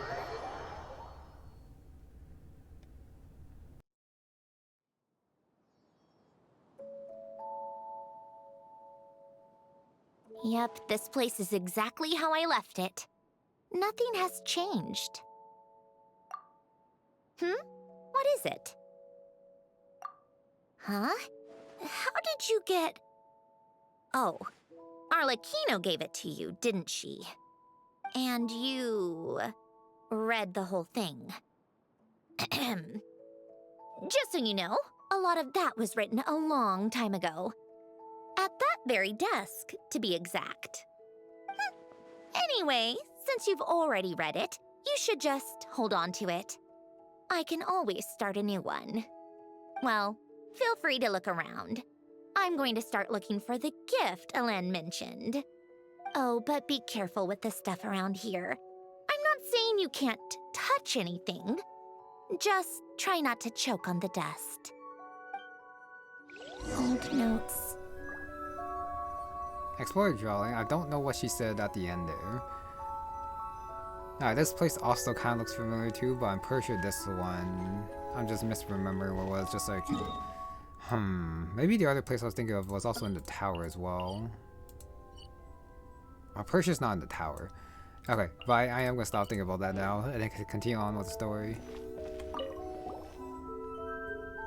Picture faded. I guess we have faces for all of them grown up. Wait, the people in this picture look kind of familiar. Oh, this was taken when Alen and Renee were both still at the Fontaine Research Institute. Before their falling out. In his later years, Alen would often sit by the fireplace and stare at this picture, wearing an expression somewhere between guilt and longing. He said he sometimes regretted not helping his friend when he needed it most. Even if just to stop him. Alright, those four. And the girl in the middle. And... Me and my bad memory. Oh, these are some of Alen's drafts from his later years. Just casual doodles, really. And these are just some unimportant letters. I couldn't be bothered to sort through them before I left. Well, that was a little bit less important than I thought they were. I thought they would have more talk. Desk. Few toys. Oh, this thing. Oh, I played with these when I was little. During the first few months after I was created, I mean. At first, Alen and I would play together, but it didn't take long for me to become unbeatable. So, Polonia and I played together instead. Yeah, these don't look like Paimon's kind of games. Logic and math puzzles? Those happen to be my specialty. It's been so long. What do you say? Should we play a few rounds? Let's go with this one. The gears on the left are stacked from largest to smallest. The goal is to move them to the other side in the fewest number of moves. Just remember, you can't stack a bigger gear on top of a smaller one. Oh my goodness, we're actually doing it. This is like Colin Venus thing. Okay, I do wonder how long this is gonna take. Move all gears to the other side. Even though it says other side, I guess it's the middle one. Thank goodness they don't make us do all of them. Holy. Okay, see what they moved them. Put them there, put you here, put you here. Put you there, put you there, put you here, put you here. Something like that. Put you there, put you there, put you there, put you there. Yeah, I'm pretty sure I wasted a couple moves, but it's fine. Put you there, like.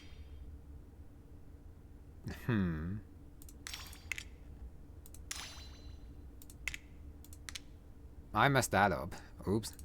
Actually, no. I guess it's fine. That, like that. That's the other one. That. 38. Looks like it took you a few extra moves. My first attempt was the same. You'll get better with practice. Yeah, I wasted a couple moves. That's fine. What did you think of the game? So logically, I think it made sense, but definitely could have been faster. Okay, kind of hard since I didn't do it fast enough. Well, these kinds of puzzles aren't for everyone. I suppose my upbringing wasn't exactly conventional in that sense.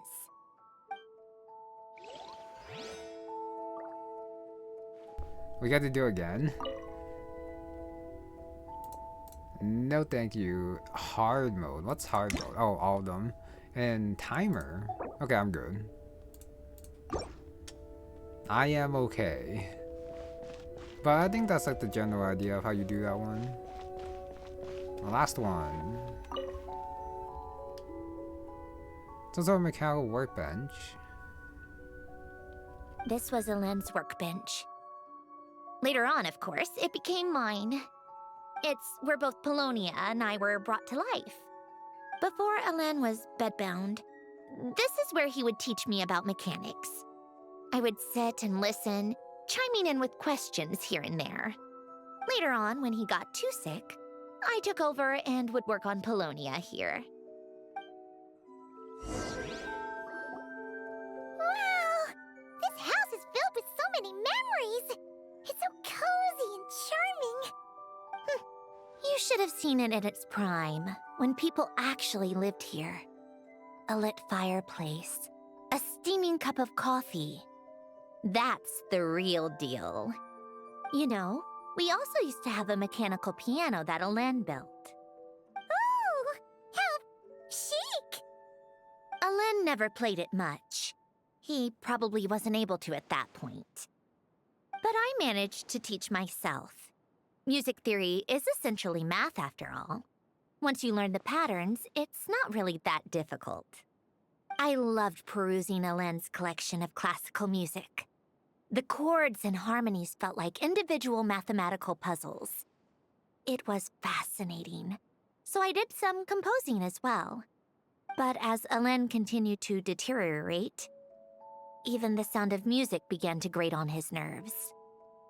So I got rid of the piano. Aww. Back then, I assumed a piano was like an ordinary clothing rack, commonplace in every home and easily replaceable. It was only after I left that I realized how hard a good piano is to find. Enough about that. Alen's gift should be just in here. The only things undisturbed before I left were a few of his personal belongings. Wait, I could just be forgetting, but I do wonder why Sandrone joined the Fatui.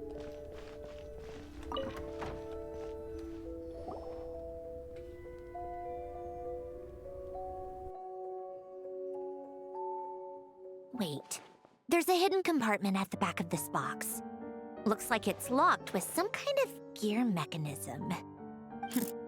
Knowing you, Alen, I'm guessing it goes like this, then like this. Got it. Am I a genius or what? Let's see here. A box? Well, you gonna open it?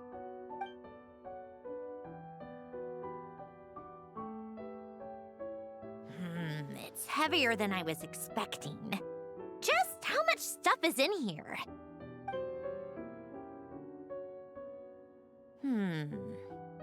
A letter? And a bunch of junk underneath it. None of it seems that important. Wait a second. This should be it. A cube? It's a multidimensional algorithmic core. Alen would use it to store information. Only Polonia and I have access. All right, I'll start looking into the core and the letter. Feel free to go through the rest of the stuff and see if there's anything useful.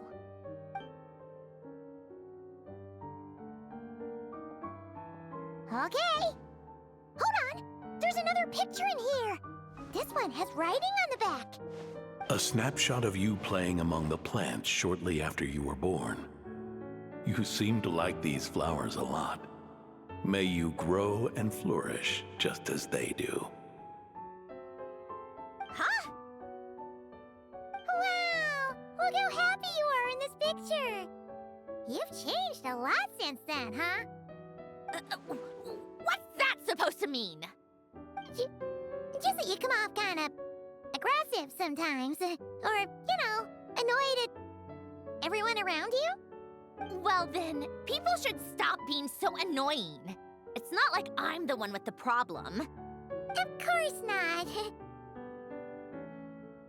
Oh, here's something else. Looks like a piece of paper torn out from somewhere.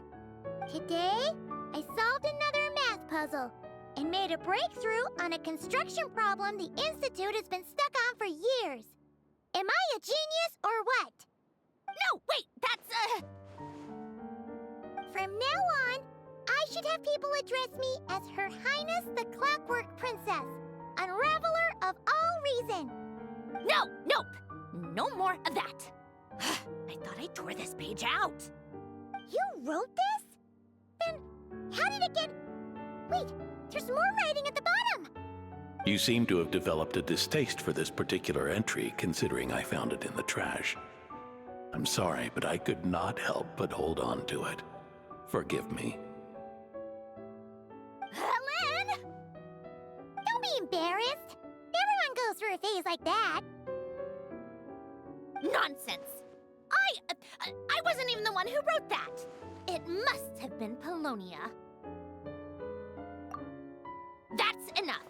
I told you it was Polonia. You know what? We're done with this. No more rifling around in the box. Just put it down and let me read the letter. To my little clockwork princess.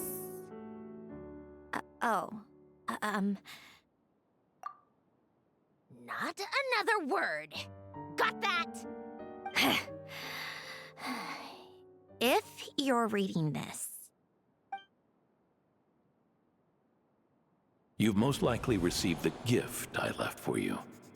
I just hope you didn't stumble across all this while cleaning out my effects or something trivial like that. I once asked if there was something you wished for. Do you remember that? I wonder if time has changed your answer. Regardless, I have another gift. A formula that will allow you to come face to face with the anomaly inside of you. If you even still call her that. Why this gift? To understand that, allow me to wax poetic on the soul once again. I would ask you to stick with me until the end, but I know you will. You always have. I believe a person should be born twice over in their lifetime. First, there's the birth that grants us life. Then, the birth of the soul. It's a matter of transforming the life bestowed upon us into the life we choose for ourselves. And to do that, we must look inward. We must make a conscious choice to define the meaning of our life instead of allowing the happenstance of our existence to pass us by. This is the process of recognizing the soul that lives within us. You are my proudest masterpiece. I told you that long ago. But to me, you have never been a creation or a machine. To me, you're just like the rest of us. You have a heart. In fact, some theories think of the human brain as nothing more than a machine, and thought the product of its computations. So you see, perhaps we're not so different after all. Your inner machinery is just far more advanced than most. No matter how one looks at it, the heart is a complex thing, a place where logic and reason collide with our emotions. Your computational capacity allowed you to become sentient and develop logical reasoning, but it also granted you something that, on the surface, might seem contradictory: emotion. Emotions and logic often clash with each other, and those instances of discord can accumulate over time. That is the source of what you refer to as the anomalies within you. As you told me once, you've always known what you don't want, yet you've never wished for anything in particular. Similar to how a blind person can feel when a part of their body is in pain without being able to fully visualize its form, such is your relationship with your soul. So, what I leave you now is this: a formula that will allow you to see the shape of your soul. For if you want to protect your heart, you must first be able to recognize it within yourself. of course, whether you use it is entirely up to you. You are, and always have been, free to do as you wish. Regardless, whether by my formula or some other means, I trust you will know your heart one day. You always were a fast learner. And the smartest person I've ever known. Ellen. Oh. I'm fine. I've already figured out how this formula works. Let's get out of here and then we can use it. You made up your mind already? You're gonna do it? Why wouldn't I? Resolving the anomalies within my core is the reason I came here in the first place. No, I can do this on my own. But, do you want to watch? What do you mean? I already know what anomaly I need to resolve. Like Alen said, she's an amalgamation of all the times my logic algorithms have clashed with my emotions. And by resolve, you mean that literally, or...? Yes. But if you, let us in like that, wouldn't that mean letting us see a bunch of your, you know, inner thoughts and secrets? If what Alen said is true, then I'm about to be... born anew. Or whatever. This is your chance to be lucky enough to witness it. Besides, you already read my whole diary. When it comes to keeping my innermost thoughts to myself, well, I think that ship has sailed. You're really sure about this? How many times do I have to say it? I finally let you in as... friends, and you want to question it. I'm not gonna offer a second time. Enough with the mushy stuff. Just follow me. I don't know how I feel about the... It makes sense. The logic and the emotion clashing in the machine. It's a little bit hard for, like, I guess, me, a human, to actually visualize it and how resolving it and how a formula can actually do that. But I guess that's the power of magic and advanced engineering in Tevat or something.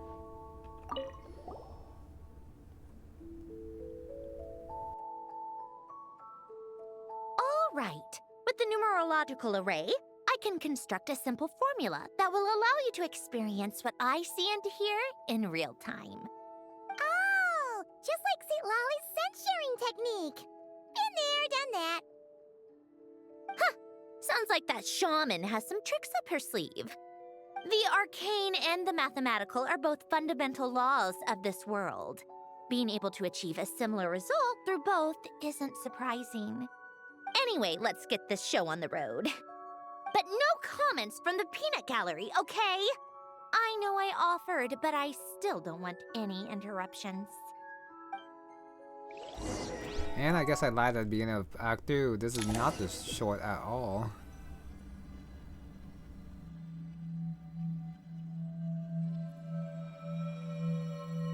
Is this...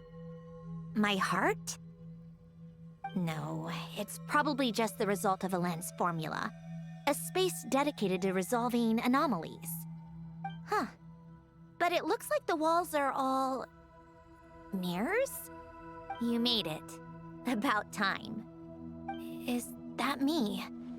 From the past? You just spoke of anomalies. Well, here I am. What happens when emotion contradicts reason? Shall we sit down and talk?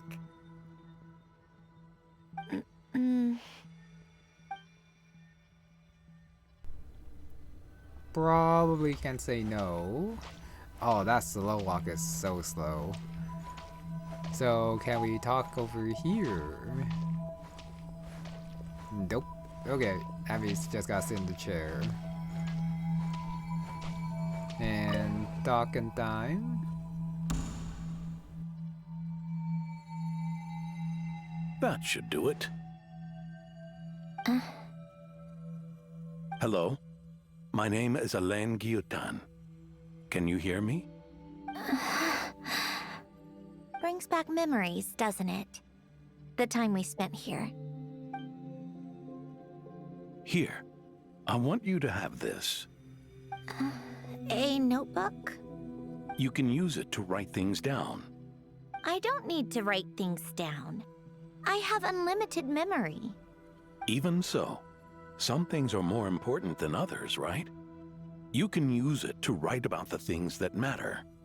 So you wish me to carry out a basic priority sorting operation? I suppose you can think of it like that for now. But journaling is also an act of finding oneself. Much like we use wooden stakes to guide a plant to grow in a certain manner, what we choose to write down gives the soul much-needed direction. In the act of choosing what to forget and what to hold on to, we decide what kind of person we want to become. I don't understand. Like I said earlier, I don't need something like this. This is where we were born, where our life began. Mornings of tending to the garden, afternoons spent cleaning, reading, or studying, evenings of cozying up by the fire, listening to Alen share stories about his past. Alen. What is it? What are you drinking? Oh, this? It's coffee. It, makes me more productive. I want to try it. Oh, okay. Here.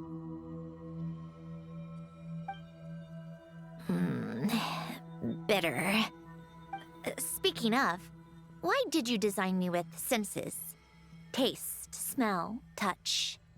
Well, I'm not quite sure. It just felt like the right thing to do. I suppose I hoped you might have a life of your own one day, and that you deserve to experience all life has to offer. Oh. Still bitter. But the smell is nice. Now, before we get too far away from the notebook thing, that does explain why she was quite, I guess, enthusiastic about writing in her notebook during the Archon quest in Notcry. For her formulas, helping her get to the final answer. Right now, what's important or not was from the early days with Alen. I thought those peaceful days would go on forever. You know that's not possible. Maybe. But how was I supposed to know the end was just around the corner? That was just bad luck.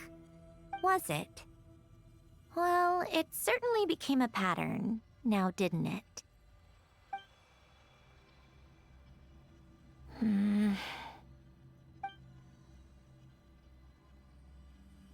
Over time, one of the habits we picked up from Alen was a love of coffee.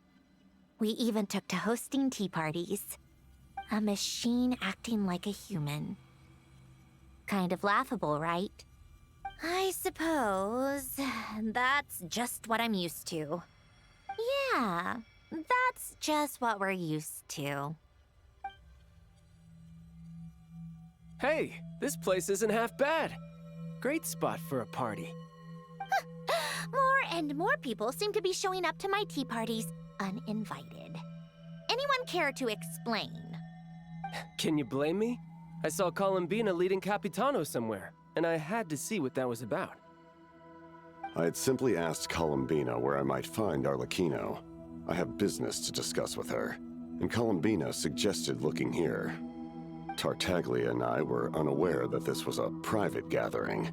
Apologies for the intrusion. It won't be for long. Whatever. Just add it to the list of annoying things that have happened today. What's one more? Since you're here, you might as well stay for a cup of tea. See? Told you she wouldn't mind. Much obliged, Sandrone. Well, look who we have here. Good thing I brought extra desserts. This has turned into quite the occasion. Capitano, I was just about to go find you. Pardon the intrusion. Rest assured, I won't sully your gathering with talk of work. We can have our discussion later. Spoken like a true gentleman. A certain unmannered 11th seat could learn a thing or two. You know, you really should start being nicer to me, Rosaline. Or I might just snatch that 8th seat right out from under you. I'd like to see you try. If you're gonna fight, take it outside. The only mess I plan on cleaning up is tea-related. I still don't understand how our quiet afternoon turned into such a crowded gathering. One by one, people just kept barging in. And then, one by one, they left without a word. Yeah, pretty annoying, huh?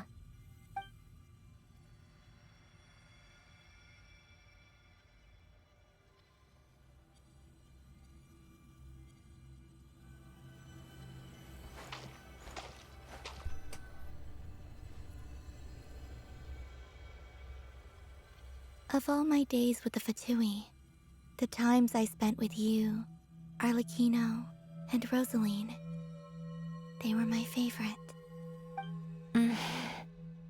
Goodbye, Sandrone.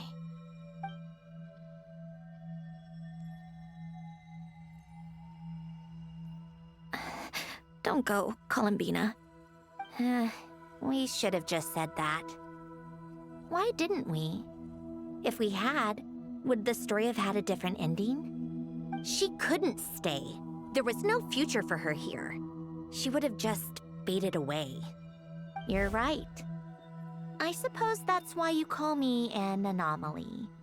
Every time you make a decision, there's a voice inside your heart. My voice. Asking to contradict all logic and reason. Why didn't we make her stay? Is it worse to fight for something just to lose it? Or not to have fought at all? Don't you find it unfair? One by one, we keep losing the things we care about the most. But in the end, whether I want to fight for something or cry over all we've lost, you just push it down and pretend not to hear.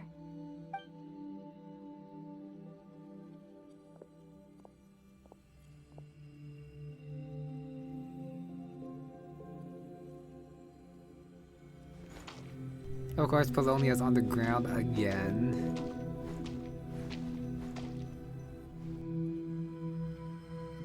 And now, even Polonia, the other half of Elend's legacy, the last remaining member of our family, even Polonia is no longer with us. I did everything I could, but it's just like Elend always said. Polonia was one of a kind. There was no replicating what he managed to create. Don't you feel like our connection to the past is fading bit by bit? Like, even the things we have left are slowly slipping away. I suppose. But you can't move through life without having to say goodbye. And even as we experience loss, there are always new things to be gained. Ever so logical. What's your take, then? It feels like the more I care about something, the faster the world takes it away. It sounds so stupid, but I can't help it. That's the hand life has dealt me time and time again. Why even fight for something that's just going to be lost in the end? Better to never have had it at all. Better if it would all just disappear. Dark, I know. But the heart wants what it wants. Maybe the stellar linchpin appeared because of me. Because of what I wish for. I don't think so. Yeah, probably not. What an anomaly wants goes against all logic and reason after all. Well, go ahead and do what you came for. You're here to resolve the anomaly, aren't you?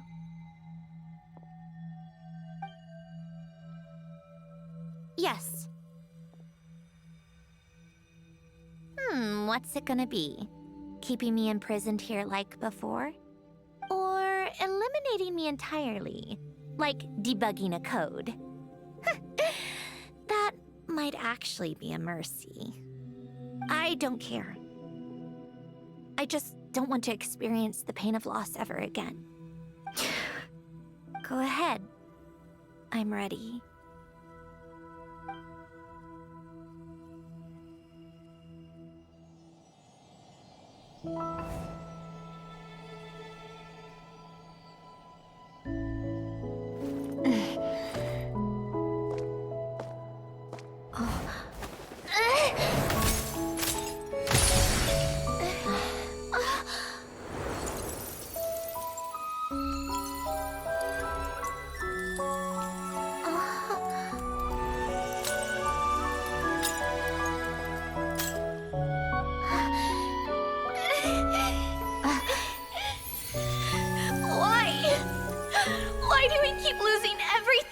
care about! I know it hurts, but that's life. I wish... I know. I've always known. Because we've been one all along.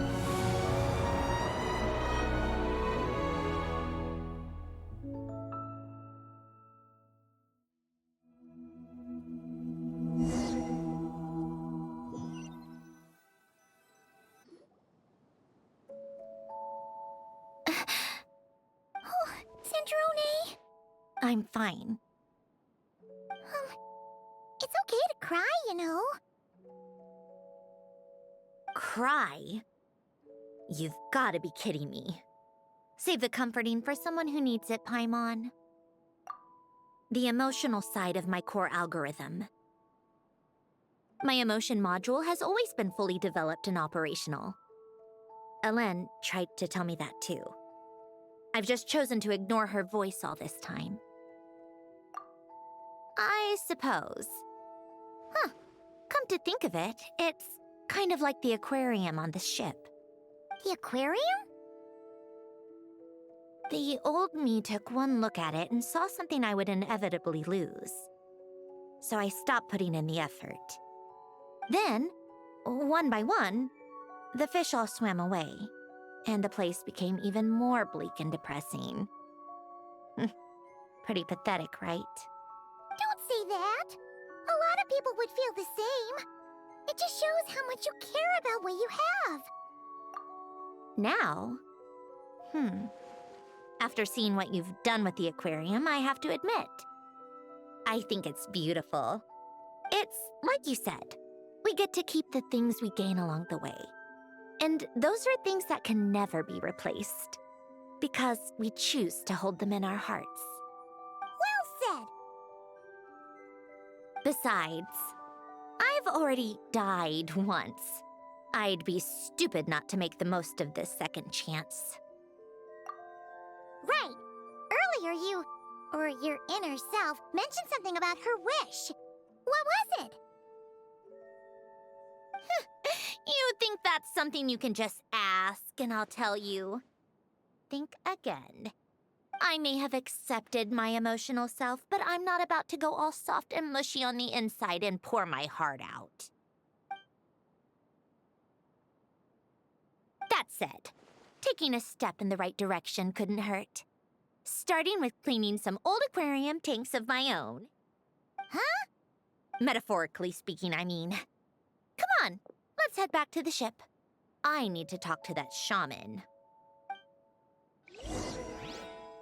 Okay, not quite done Act 2. So she accepts her emotional self. It makes sense, but I feel like it lacks a little bit impact. But either way, it was like very nice to actually like see this place again. Especially since this was also like the ending place of a very important Fontaine quest as well.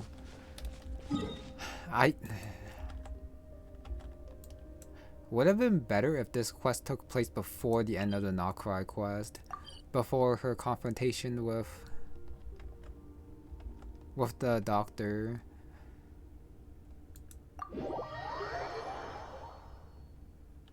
It makes sense after losing Polonia, since that's also another thing that she lost. That ties her back to the past, but then if you like if she loses Polonia and then she does this quest, but losing Polonia was pretty important for like the impact of having the core in him when facing a doctor.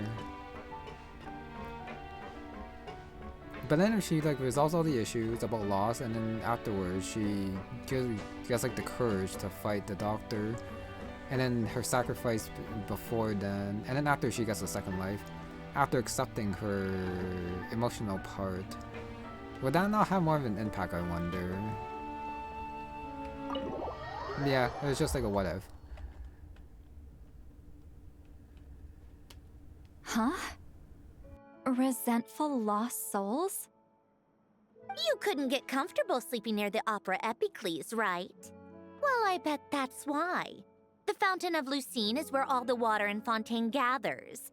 So that's where the emotions within the water converge as well. Hold on. If it's souls we're dealing with, feeling uncomfortable should have been just the beginning. I should have been able to hear their voices or something.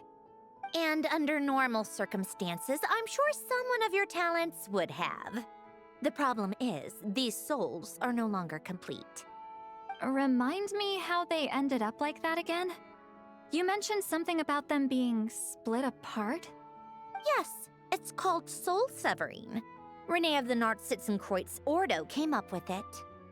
After learning of Fontaine's impending doom, Renee thought if he could find a means for the soul to live on in perpetuity, it might ensure the world's salvation. Soul severing was the first step of his research. Unfortunately, his theory of the four orthants was imperfect at the time, and a failure along the way caused his physical form to dissipate. Jakob, another member of the Nartsitzenkreuz Ordo, sought to carry on Renee's legacy and restore his physical form. He even used some of the people who stood in his way as test subjects for his research. By severing their souls? Yes. After Renee successfully awakened, the two continued their research, and all the severed souls ended up merging into Renee's consciousness. After you saved Fontaine by turning Fontainians into true humans, these souls returned to the ley lines. But the souls severed before Renee awakened had nowhere to go, doomed to forever wander the waters of Fontaine as listless spirits. Almost as if they exist outside the bounds of this world. Unrecognized by the ley lines or fate. No wonder I couldn't sense them.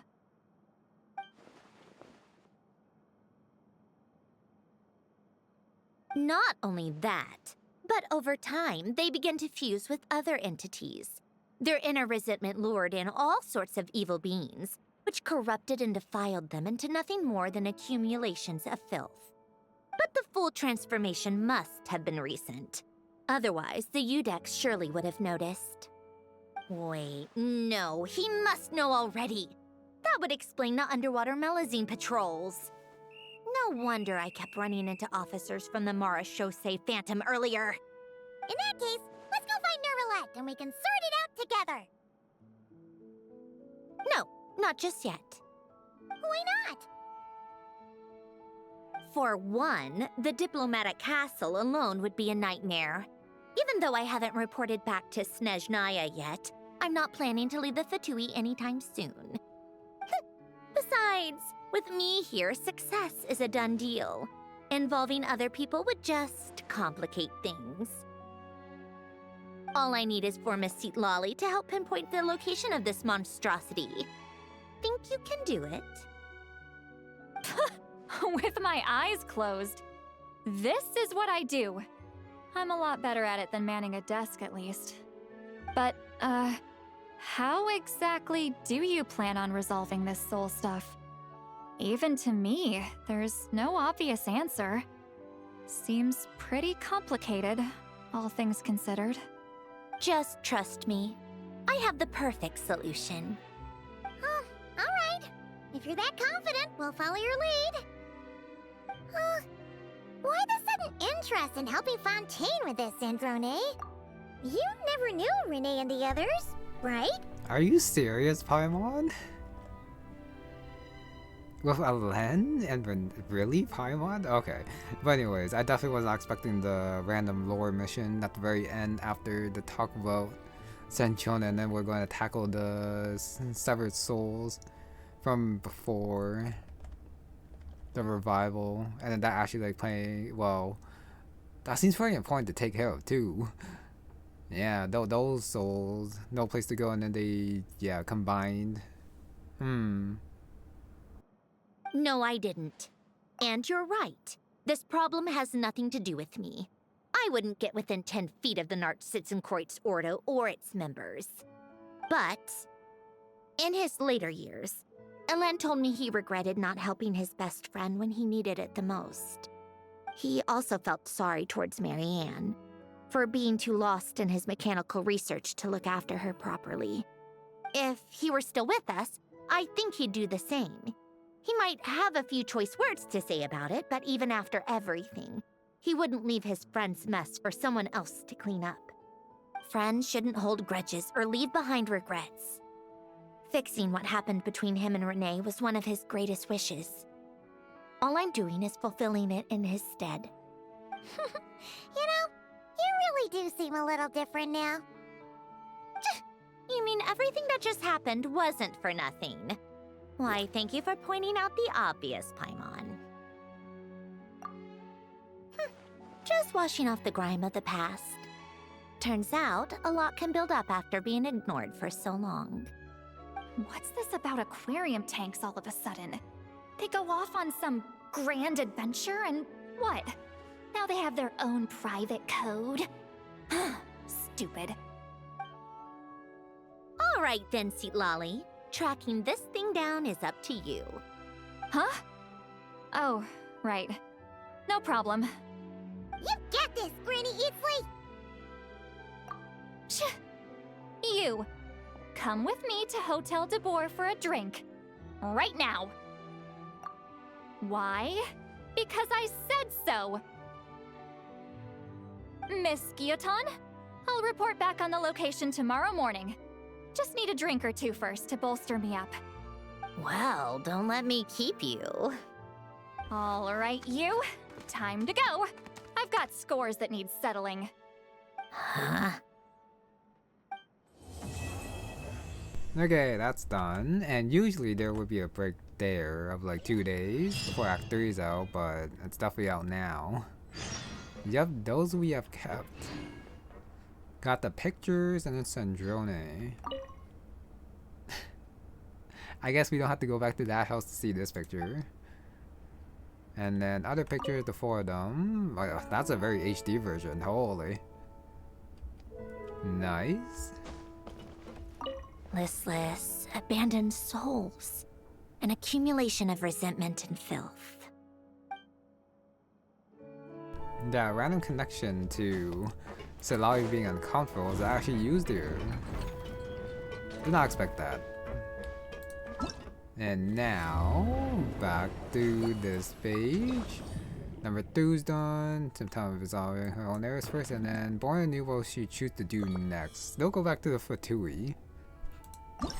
Got the quest, still focus mode, so just gotta wait. Still silly that I do have to cancel it. So I can like do this automatically. 801 or 8? Okay, 801. Time to meet up with Sandrone! Wonder if St. Lolly was able to pinpoint the location. Well, we should know soon. Let's just hope it all works out. A little bit disappointed we don't actually see the traveler drinking with Selawi, but she might have been there after. But oh well. Okay, over here. St. Lolly sure drank a lot last night, huh? Wonder if she's even awake. Good morning. Columbina! Oh, you sure know how to make an entrance. What are you doing here? We just finished filming a last-minute scene, so I came up to get some fresh air. The others are still down below discussing what the final scene should be. You mean, how it should end? Yes, they're torn between whether the heroine should reunite with her old friend or not. Ah, because the whole point is that she came to her friend's homeland to search for her, right? Oh, Paimon almost forgot the plot! Yes. Director Farina and Miss Chiori think a tragic ending where the two never meet would be more poignant. But Director Xavier thinks having the two reunite would make for a more touching and heartwarming ending. Me? I'm not sure. On a personal level, of course I want to see her again. Of course I want to experience that moment where we reunite. Even if it's just for the cameras. But that means an actor would have to take her place. And that makes me feel... Oh. Huh? Yeah, don't look so worried. Making a film is supposed to be fun. Besides,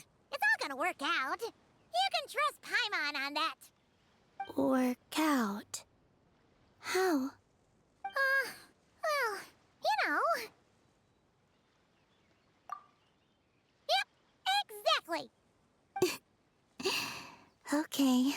I trust you. I'll just focus on having fun for now. Well, well, look who we have here. Traveler and Paimon. Oh, the lighting specialist and clapper loader that never were. Yeah. We kinda went AWOL, didn't we? Sorry about that. Seriously, don't worry about it. Everything's going smoothly on our end, so just do what you need to do. You seem to be in better spirits now, Miss Columbina. I apologize if our earlier discussion put you on the spot. It's okay. I'm fine now. The Traveler and Paimon talked me through it. So, what are your thoughts on the ending then? Should we have them reunite or not? We should tie everything up in bows. Huh? Of course, we gotta end with that hub before we get the title card. And they're not here, so next we're just gotta talk to Lolly and then see where that monstrosity is. And I guess we get to see Sandrone in combat after. Eventually. Lolly! We're here! Oh, right on time. Well, yeah. We weren't the ones who drank our weight in alcohol yesterday. What? Are you suggesting Granny can't handle her liquor? It takes a lot more than that to get me drunk. Really? 'Cause, you stopped making sense after a while. Did I? Huh. News to me. I didn't say anything too crazy, I hope. Let's see. You spent half an hour bad-mouthing Auroron, half an hour complaining about work, an hour talking about light novels, and, Paimon kind of fell asleep after that. Are they gone? Oh, the crew? Yeah, we bumped into them on the deck, but they just left. Wait, but now that everything with your core is sorted out, what's stopping you from seeing Columbina? She misses you a lot. I just want to deal with this mess first. Besides, this is a perfect chance to make her jump for once. I have to plan it out more. But enough about that. Were you able to pinpoint the location of our target? Of course! When Granny Eatsley promises something, she delivers. Great, let's see. The Morte region. Wait, this is the Tower of Gestalt. The place the souls were severed. Is that the source of the resentment? Or is it the Narzissen-Kreuz Ordo in general? Let me come with. This thing's movement isn't fixed. If it's not at this location when we get there, I can use a ritual to summon it. You've already gone to more than enough trouble. I don't mind. These old bones have nothing better to do anyway. Summoning a spirit isn't going to do me in. Besides, if I don't go, they'll just have more inside jokes I can't join in on. All right then. I appreciate it. There's no time to lose. Let's head out!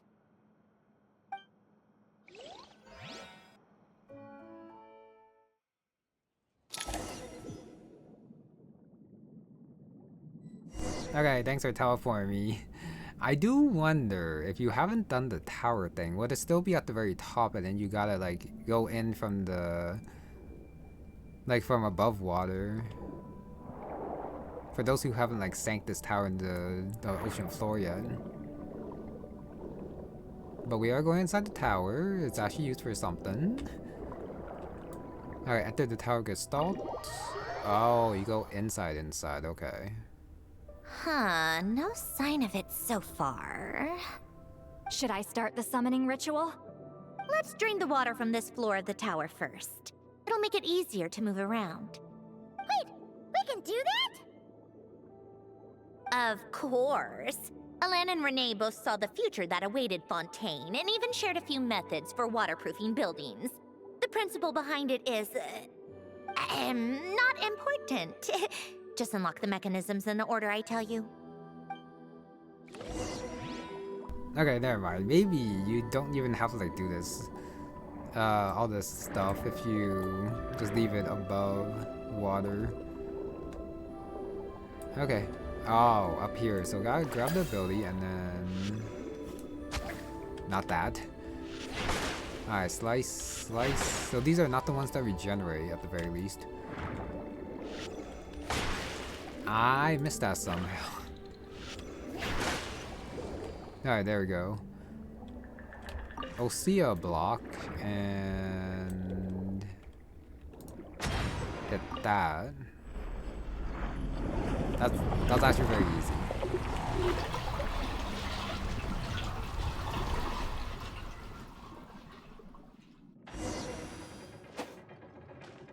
Wait for Silali to start the ritual, and this is Electro Traveler. I went inside and I can't go back out. Okay. Sure.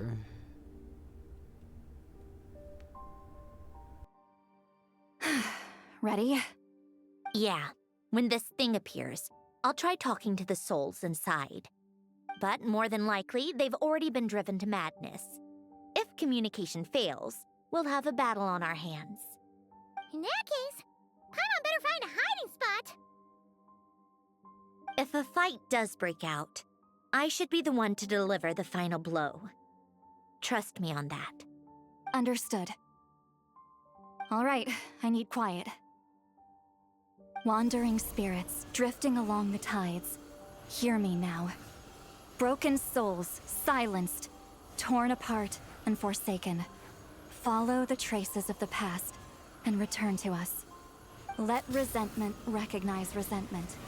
Let vile entities be drawn together. And in this place, take form once more.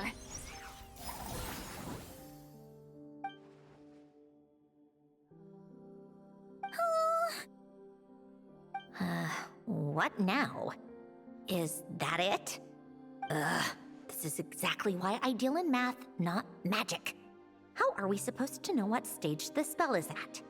It's like there's no logic to speak of. Mechanical science is so much easier to... Watch out!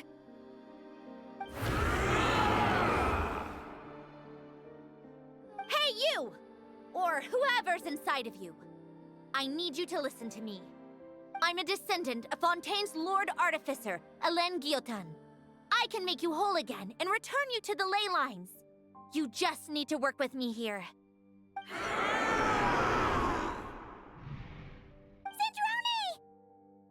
Sandrone!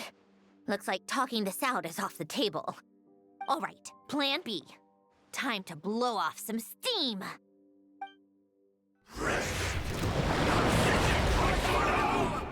Ah, the Ordo.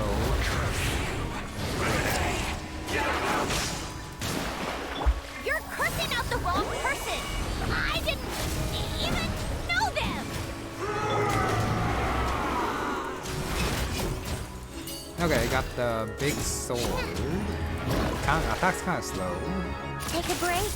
I have no idea what that did. Come on, keep up. Like, what does this actually do? The floating thing. Pick up the pace. What a joke. Okay, and then we got some laser beams there. But I think it's time to like stop playing around. How tiresome. Get to work. And then Electro Traveler. Suffer the wrath of Easley. That's probably like the main support attack. I really don't know what the hell to do with Sandrone. Where does she come from with the beams, I wonder? And then I'm out of charge for beam somehow. Okay, I got hit there, which is my bad. And Following thunder!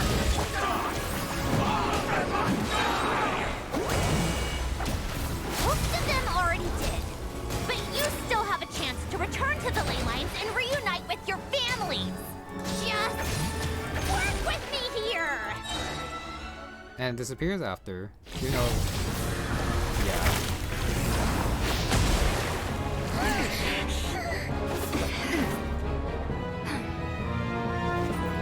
Death to Yaka! Grenade! The wrecking of Season Primordial! And... yeah! not like them.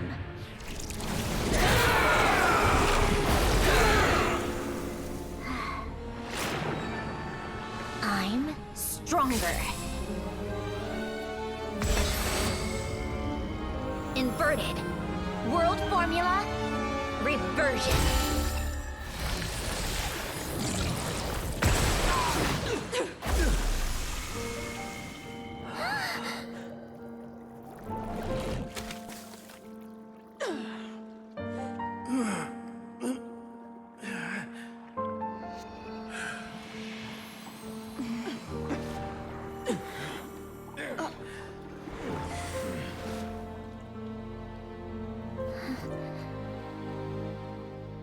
Be at peace among the tides. Lost souls.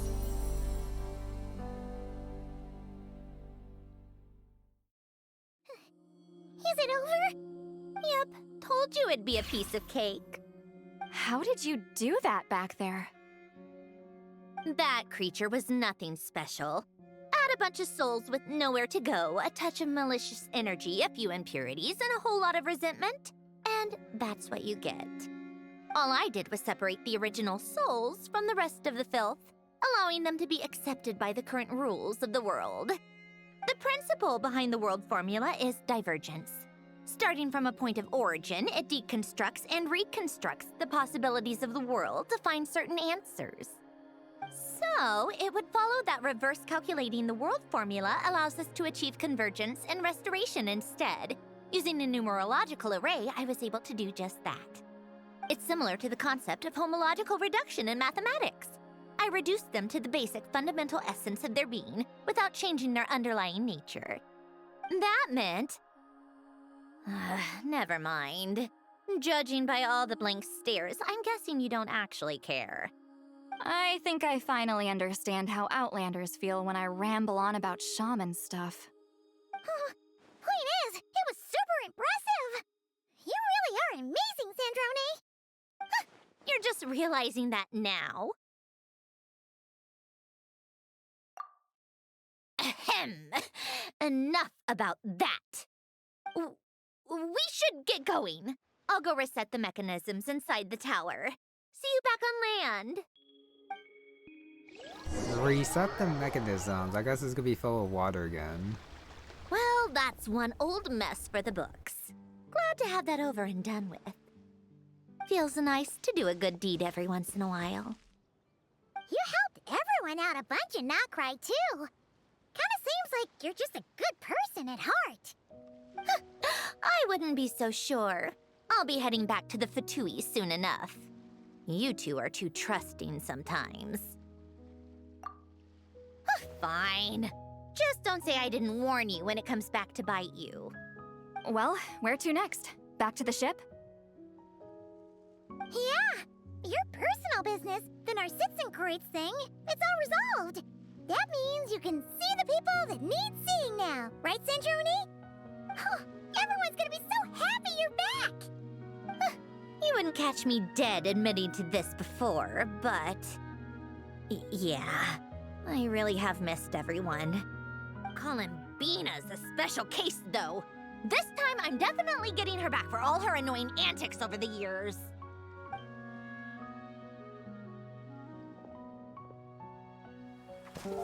She'll sense me coming from a mile off. How am I gonna...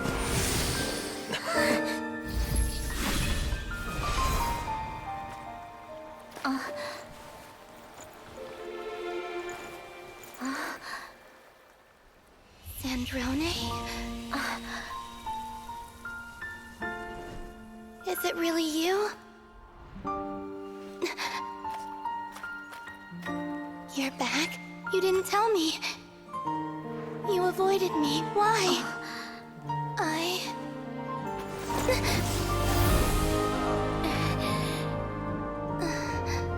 Sandrone? Now we're even. I missed you so much. That makes one of us, idiot. I'm here, Columbina.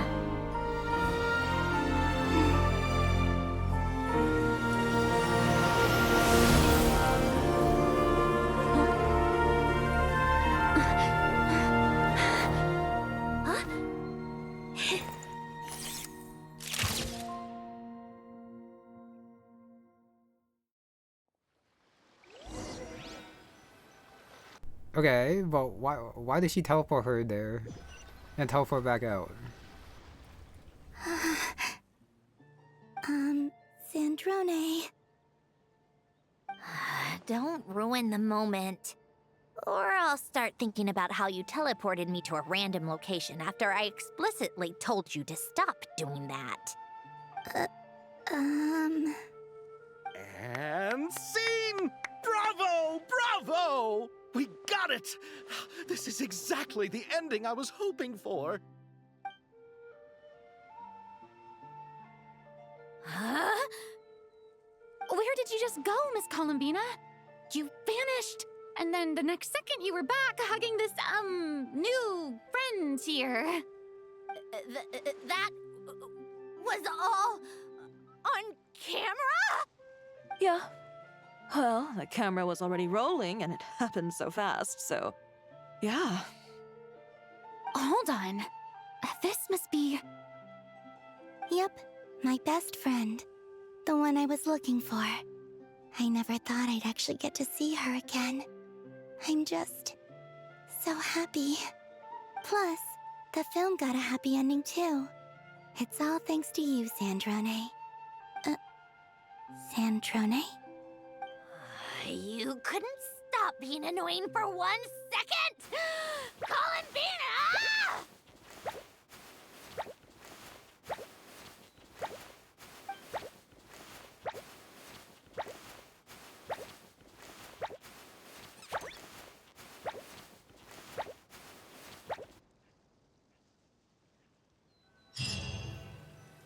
Nope, I don't get it.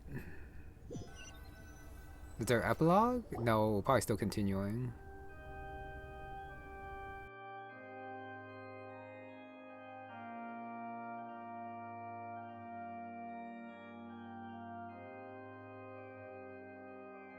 Not great. The credits I can't read, but probably can be translated.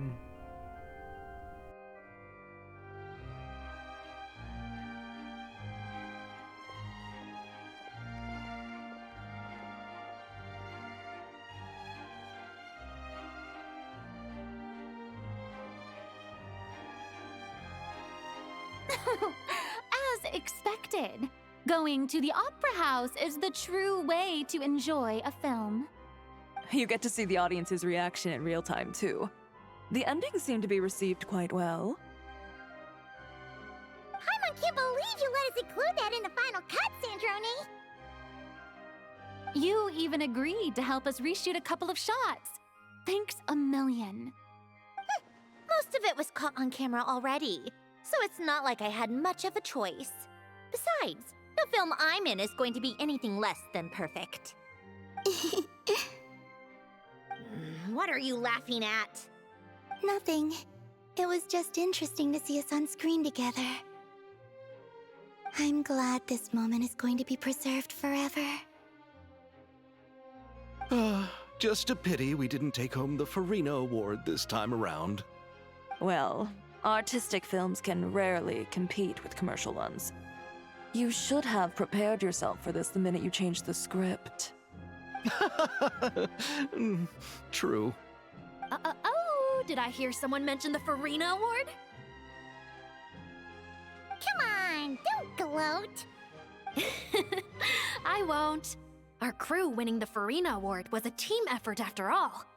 Costume design, script adaptation. Ooh, and the practical effects were so realistic. The flames and explosions even made me jump while we were filming. A lot of the effects were based on actual items the Special Patrol confiscated from criminals. Who knew they'd serve another purpose, right? But it turned out amazing! Really brought the thrilling scenes from the novel to life. Fontaine's film industry is seriously impressive. Which film did you vote for, Silali? Isn't it obvious? Great Detective Herlock, of course! That's the whole reason I'm here! You all should be proud, though. A lot of critics are saying really good things about your film, too. Longing and loss, searching for something even after it's gone. It's a film that makes you think about life and how important it is to explore those themes. Well, that is what the art of storytelling is for. Watching a film with friends Let's throw a celebration later then. We're all old friends. Oh, we could find a place and chat to our heart's content. How about the Wingalet? That's perfect! Friends and family are more than welcome too. So if you want to bring people, don't be shy. You all can head over first and make yourselves at home. I'll bring over some refreshments in a bit. I just have one more stop to make first. Can I come?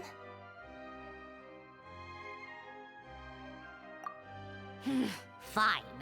Not like you'd listen if I tried to stop you. Okay, one more stop. I do wonder if we are actually gonna see like another talk in the Wingalet. Troll, I do believe is not voiced. Just have to make sure. No performances apparently. Alright, exits that way. Okay, yeah, that ending was totally fine. With them not winning the Farina Award. And then this is go to Charlotte. Who else? Huh. And so we are going to Anaposes. With Columbina, who did get her eyes changed to the open version.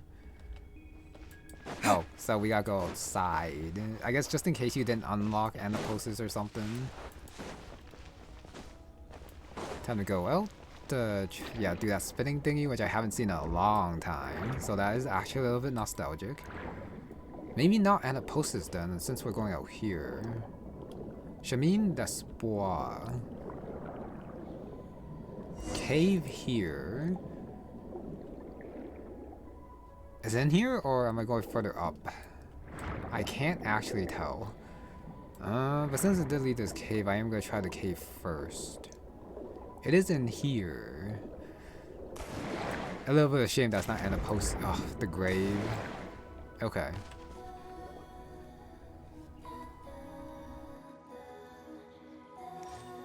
Wait! Is this? Yes. Here lies Lord Artificer, Elaine Guillotin. This is his grave. Oh. I'm sorry, Ellen. I'm sorry this is the first time I've been back since leaving Fontaine. I should have come to see you more often. I got your gift. I even cleaned up one of the Narcitzenkreuz Ordo's messes along the way. Our home is just as quiet and warm as it always was. The flowers in the garden are still thriving.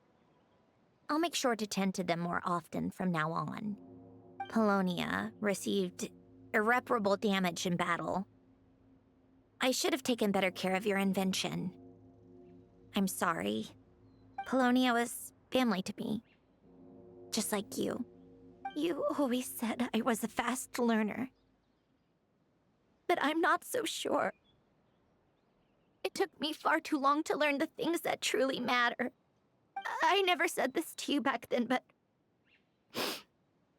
thank you for creating me. For giving me the chance to experience life. Being your family meant everything to me. Absolutely everything. Can I say a few words as well, Sandrone? Don't need my permission. Hello, Mr. Guillotin. I'm Sandrone's friend. You don't need to worry. Sandrone is doing great. Not only is she a brilliant scholar, she's made a whole bunch of friends, too.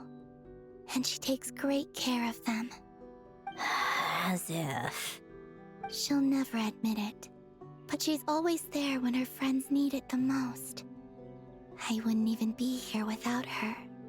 So, if she ever needs help, her friends will be there in a heartbeat, including me. That's what best friends are for. Columbina. What else? Oh, she likes drinking bitter coffee, listening to piano music when she can't sleep. Turns out she even likes giving hugs. No, wait! Don't tell him all that! Huh? I don't understand. I didn't think you'd want to hide things from him. Well, yeah. But there are still things I don't want to say. Okay. I'll come by myself and tell him for you then. That's not what I meant. All right. Enough with the speeches. If no one has anything else to add, let's just leave it there. Should we say a few words too? Kinda seems like Columbina said it all. Oh, great idea!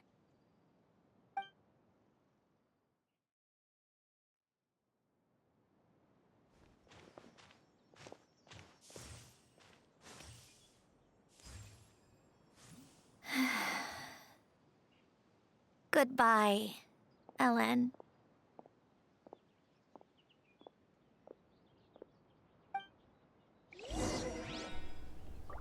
Do you know what would have been perfect there? For the people who have actually done the Narcissus and Cruz Ordo quest, if the traveler actually made a speech there and is inner monologue to recap what happened with Marianne and how all that has been resolved, that would have been perfect here. You know, it would add to the time to complete the quest, but if they added his inner monologue couple lines for the other ones as well, it would have been nice to see it here as a final tribute to Alen. Since they're doing it anyways with Sandrone, might as well do it as well for Renee and Caterpillar's sake as well on the other side, and of course Marianne, or just Anne. Okay, enter.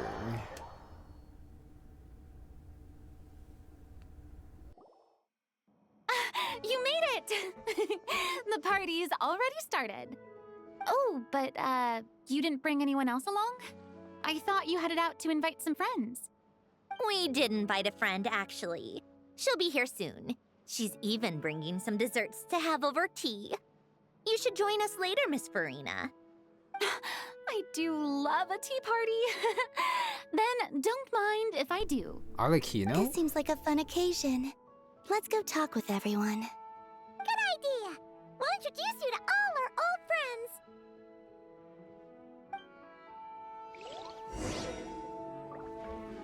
I guess we're going one by one. Lenny's group should recognize them. Columbina.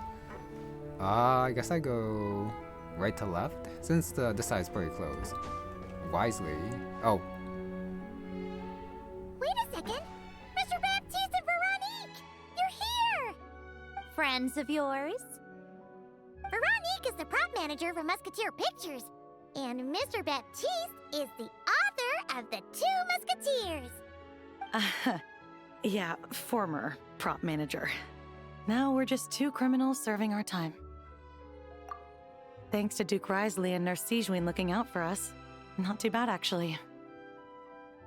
You make it sound like I'm giving you special treatment. I just think the method of justice you chose to pursue is one people can respect. You are far too modest, Your Grace. The only reason we were even able to come to the surface for the festival is because you fought for it. It's also just good for the physical and mental health of the prisoners in general. Anyway, I suppose I have you to thank for keeping the Winglet in such good shape. I never knew she could look so striking. I didn't do anything special. It was mostly the Traveler and the others. Don't sell yourself short, Miss Guillotin. You are the current captain, after all. In light of that, I have to ask, do you mind if I leave up some of the installations so the people back at the fortress can also enjoy the aquarium? Huh? Like I said before, I just think it would be good for the inmates who clean and maintain the Winglet to see their work put to good use. Besides, maintaining an aquarium is sure to be a lot more interesting than scrubbing rust off the walls and deck. Of course I don't mind. I'm grateful you even want to keep it. Great. Then it's decided. That's amazing, Sandrone. We should go hang out at the Fortress of Meripede later, then. You do know you just invited me to hang out in prison, don't you? Nah, that's those four. And they moved a little bit. So I cannot talk to these three. I also cannot talk to Wisely, so it's 1 out of 5. Novelet, I think I am gonna do last. Mr. Ore farming up there. Granny Eatsley, you're really not going to let us borrow these cute little stuffed toys for our magic show? First of all, Seat Lalin and Eats Papa are Chi-Chi meal. They have inauspicious stars sealed within them, and they're my helpers, not toys. But the Grin Malkin Cat and Boggle Cat box are Linny and Lynette's helpers. And they still make good partners on stage. Agreed. We've never had a Chi-Chi meal pop out of our hats before. It would be quite the surprise. I think the audience would love it. If this was the Masters of the Night Wind, these kids wouldn't have even had the guts to say my name, let alone pester me like this. I'm terrible at dealing with requests like this. Oh, Traveler, quick, save me! You think you're so funny.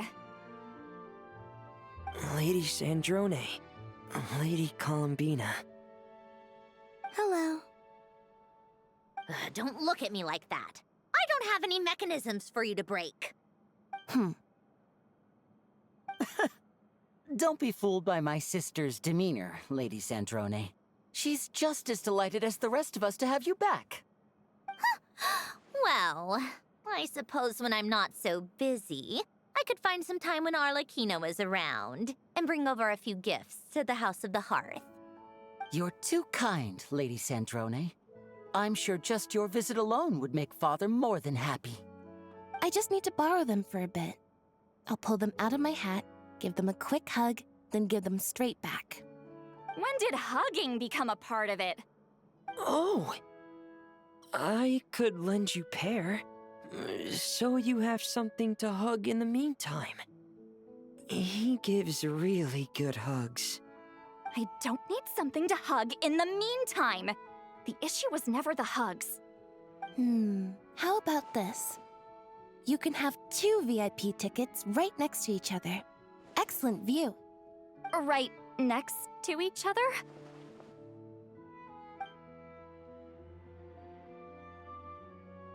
Yep, super quiet. No one will bother you. I'm sure you'll have a great time. Fine. So Lolly should really make sure that the Traveler agrees first, you know. Or else she's gonna be disappointed.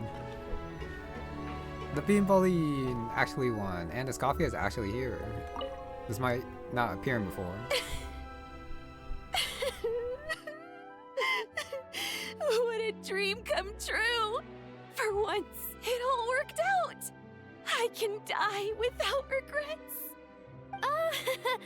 Let's not get too ahead of ourselves, Director Lapine Pauline. What was in that piece of cake you just handed her, Escoffier? Maritime flowers, eggs, flour, same as all the other pieces. What, you think I tampered with it?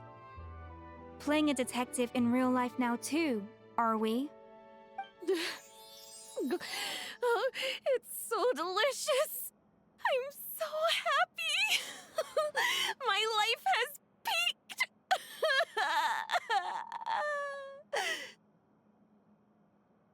Miss Lapine Pauline, look who I brought! Master! Wait, what happened to your face? Why are you crying? Never mind my face. Here, let me introduce you. This is Miss Charlotte and Miss Escoffier. Things are sounding lively over here. Oh, look who it is! Perfect timing. I was so busy with the shoot, I feel like we barely got to talk.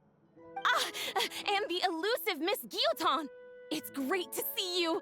Thank you so much for letting us use the boat free of charge. That was so generous of you. Oh, right. Introductions. This is Miss Charlotte and Miss Escoffier. That's kind of you, but I didn't really do anything. If you want to thank someone, it should be the Duke or the people who keep the boat in such good shape. Right. I'll head over in a bit and do just that. Miss Columbina? Yes? Could I interview you sometime? I'll treat you to some gâteau de bord for the trouble. There's only a limited amount available each day. Oh, but it's an absolute must-try when you're in Fontaine. Oh, sure.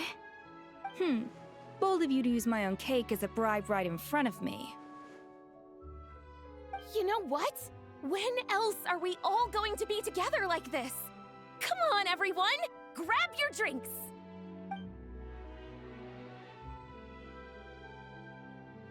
Are we going to toast?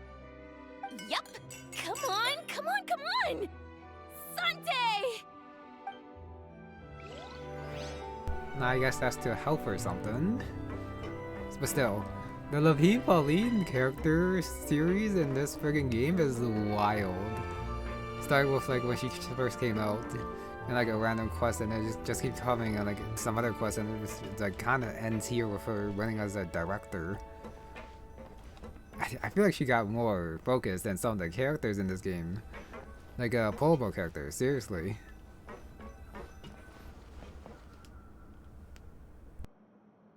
You made it. Sorry for starting the celebrations without you. No worries at all. We're just glad everyone's having such a great time. Oh, right. You've probably seen them around already, but let us introduce you for real. This is... Miss Columbina and Miss Guillotin, right? Oh, we saw the film you were in. It was so touching. Yep. This one started bawling her eyes out right next to me in the theater. I know. I didn't bring nearly enough tissues. Thanks. We saw your film too. I memorized all your names. Oh, guess we can skip the introductions then. Our effects were pretty over the top, right? Some of the extras in the big scenes were actual members of the Spina di Rosula. So basically, your contribution was creating realistic-looking chaos. That wasn't the only realistic aspect. Miss Chevres and Miss Emily were also kind enough to lend their expertise on criminal investigations and forensics. Oh, it was nothing. I was just honored to take part and help out. Wow! No wonder your film turned out so good. You basically had an expert in every field. Talk about a stacked crew. Oh, speaking of, want to join in on a round of tabletop troupe later, Miss Columbina and Miss Guillotin? I mean, what better place for a party than a party? Here we go again. That sounds interesting. Yes! Persuasion successful! What about you, Miss Guillotin? I guess one round couldn't hurt. Critical success! Okay, that was actually a very good one from Navia. A party for a party. And then, like, of course she gets her angles for her tabletop thing. The last one, Mr. Novelette.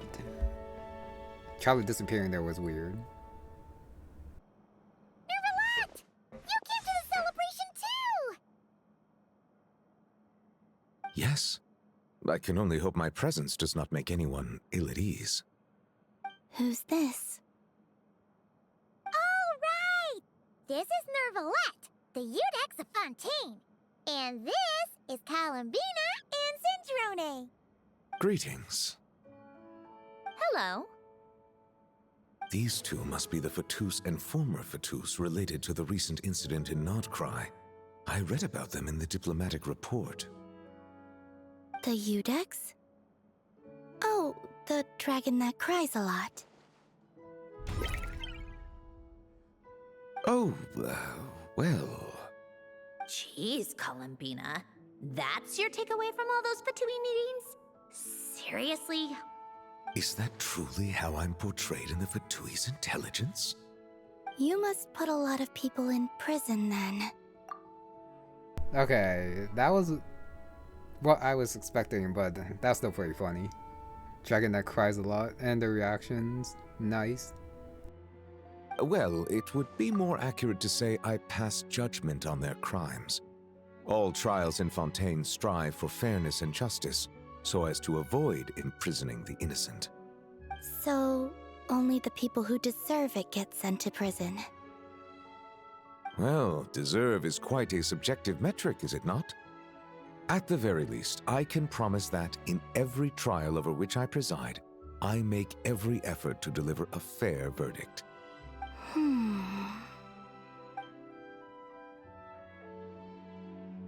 Yeah. Ugh, for the love of... What is she doing now? You seem like a good dragon. Not the kind that throws people in prison for no reason. I think we can get along just fine.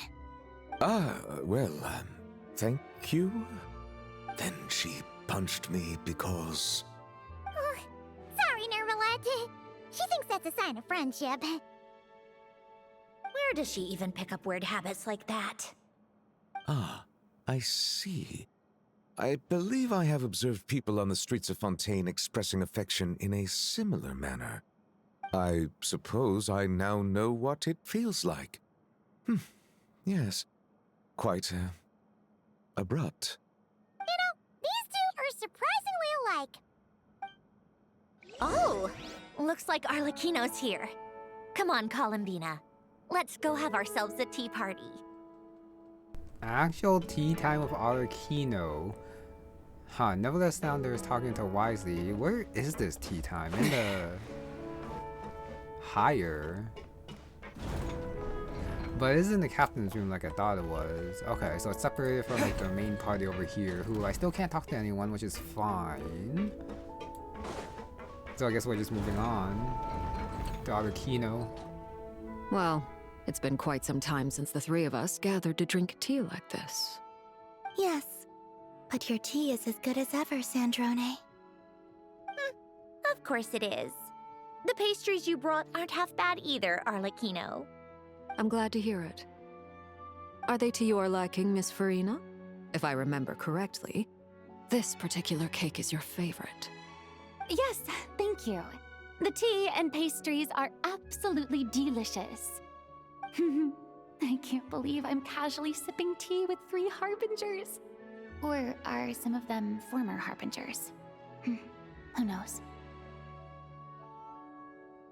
Due to diplomatic reasons at the time, our last tea party was rather tense, wasn't it, Miss Farina? You have my apologies. But this is simply a casual gathering of close friends. So I do hope you can relax and enjoy yourself. Of course! I appreciate the hospitality, in both cases. Next time, let me be the one to treat all of you. I'm sure we'd all be delighted to have you join us more often. The same goes for you two. Of course we should do this again! We've all been through thick and thin together by this point.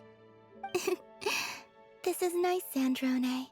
It reminds me of the happy times back in Snezhnaya, when things were so lively. Yeah. To be honest, I never thought these gatherings would feel this lively ever again. Well, I think I speak for all of us when I say we're truly glad you're back, Sandrone. Me too. I've realized that holding on to what matters doesn't just mean protecting what you already have. By reaching out and striving for something new, you can gain much more than you think. No, that certainly doesn't sound like something the old you would say.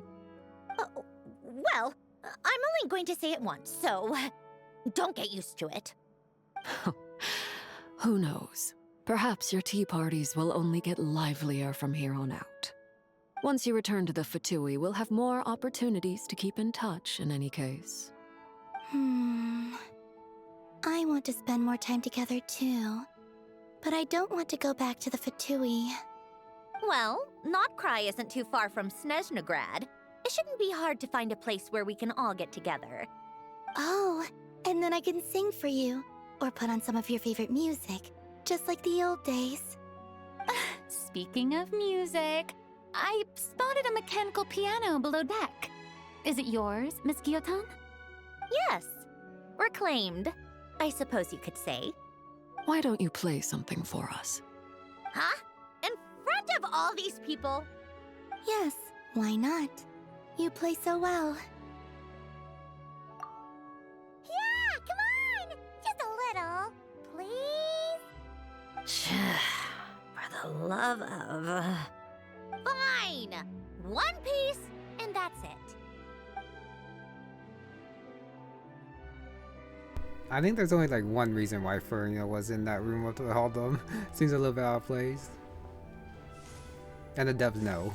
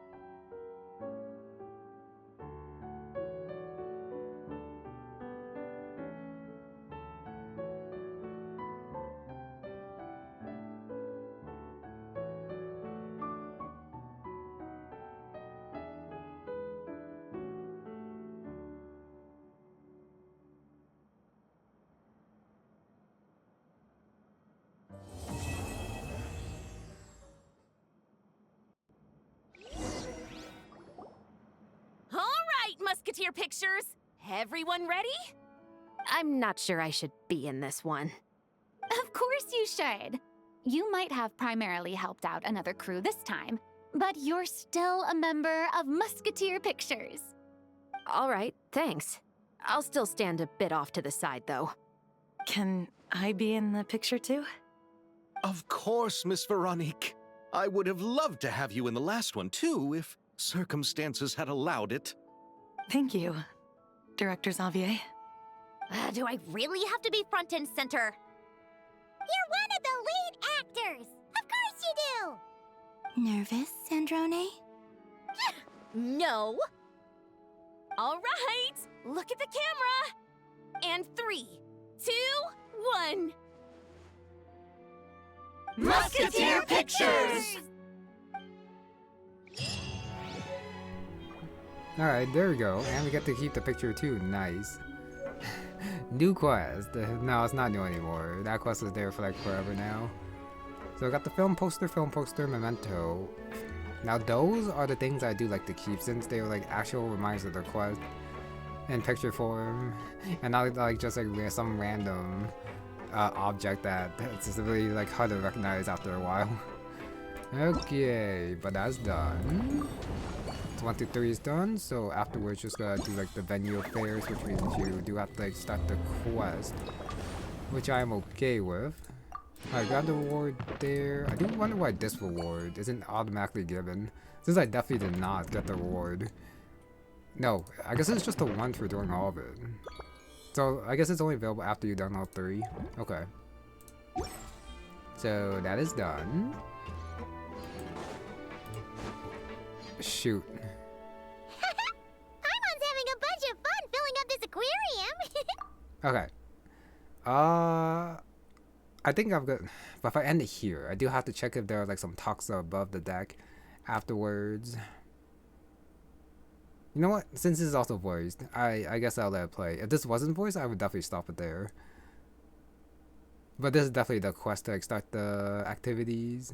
Since Sandrone doesn't mind, we should definitely catch some more fishies and make this place extra beautiful. Hey, you two. Come over here. Huh? Is everything all right? Here. This is for you. What is it? It's an underwater mobility device I've been working on. Huh? Wow! It's so kind of you, Sandrone. It's just a simple mechanical device. I saw the way you were catching fish and... how should I put this? It seemed somewhat unsophisticated. To be perfectly frank, I found it quite difficult to watch. Was it really that bad? It was inefficient, unskilled, and completely and utterly inelegant. No need to apologize.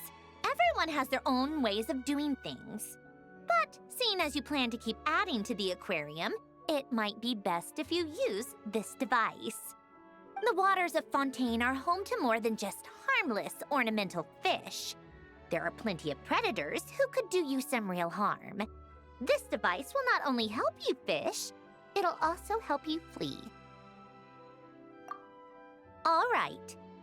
Oh, and if you're going for a swim, go now. And don't forget to tell me what you think of the device. I can always make more adjustments if you have any feedback.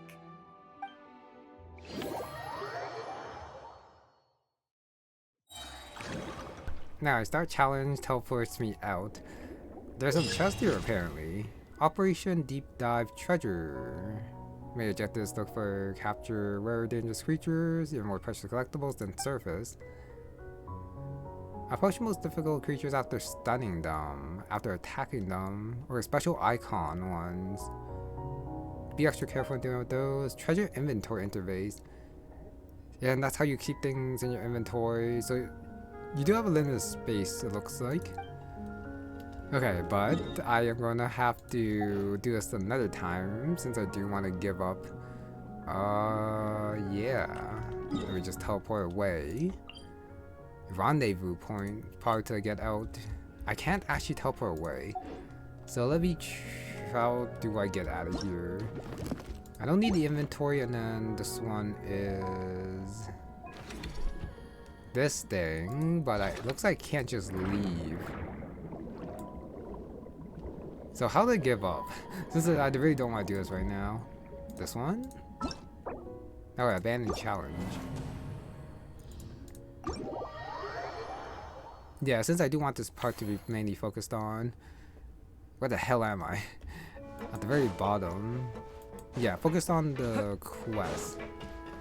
And then I'll do like the activities next time. So no Columbina here, still in the winglet. The captain's room still empty, but does still have the 2 pictures. And then if I go out, will that thing still be there? It's still there, okay. But there's no one on deck, so I guess that's it. This is actually a little bit annoying. That's just like on my screen all the time. Yeah. Probably a way to get out of that, but okay, now it's gone. So that did indeed unlock this thing, but not these 2 yet, so gotta start with that. Okay, as for my overall thoughts of the quest, I liked it. It had an overarching story with the Fontinalia Festival with focus on Sandrone because she is the new character, which does make sense. And then her kind of revival, even though it kind of like skips how she actually came back. She just kind of woke up with no one around, even though it was like, did the researchers even help her at all? I guess not. And then she took care of herself, which is a little bit of a shame since it would have been kind of cool if like the researchers at the research institute like helped her out, which they probably did like off screen, but I guess they just mainly focused on Sandrone being able to take care of herself. I am very surprised though that there was no mention of her new helper, her new machine helper, and not like a proper goodbye to Polonia. That was very surprising. So I am a little bit disappointed in that. But I also like the, I guess the throwbacks, like the older characters coming back. The talk with Solali and how she was involved with the evil spirits. And then like also the connection with the Alen and the Order quest. With the severing of the souls and then what happened like before, like those left over. And how that was resolved was very nice. But I am, sad about Polonia. And I do feel like some of the scenes lacked a little bit of impact. The teleporting Sandrone wave by Colombina felt a little bit weird. Plus, I do think Sandrone's overall resolution, I think it definitely would have felt better if it took place before the doctor, but that wouldn't make sense. But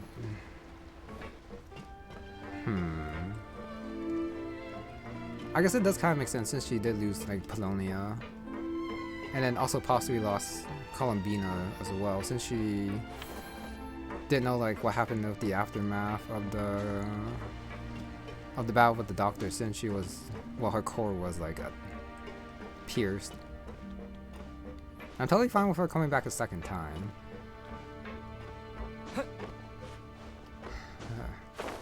But I just felt like it lacked a little bit of impact. Her story overall. But I still like really liked how like the flow of mostly everything else. And then the integration of like the film festival. And then Lapine Pauline being dramatic as she was. More story about her was actually pretty funny. Okay, I think that's all I want to say. I do wish this was split into the days because of how it was structured. Like, it says it takes place in 2 days and then it doesn't wait 2 days. Unlike the other quests, and then maybe this might be like how they do it from now on, where they don't do the breaks. Like how they did the quest like very, very early on. Instead of like splitting it up. But then they really shouldn't like... They should change the story to reflect that too. To not like have like such a big breaks in between like the different acts, if they are gonna do that. Alright, those are just my overall thoughts. Don't get me wrong, got a couple of complaints in there, but overall I did like it. Once again, I have to reiterate that just in case hopefully nobody got like the wrong idea there. But I think with that is gonna be it for this one. So thank you very much for watching, and I'll see you next time. Like, Big's gripe, still about Polonia, and no mention of the new doll that came out of nowhere, but maybe that'll be addressed sometime later, hopefully. Maybe. I don't know. Bye.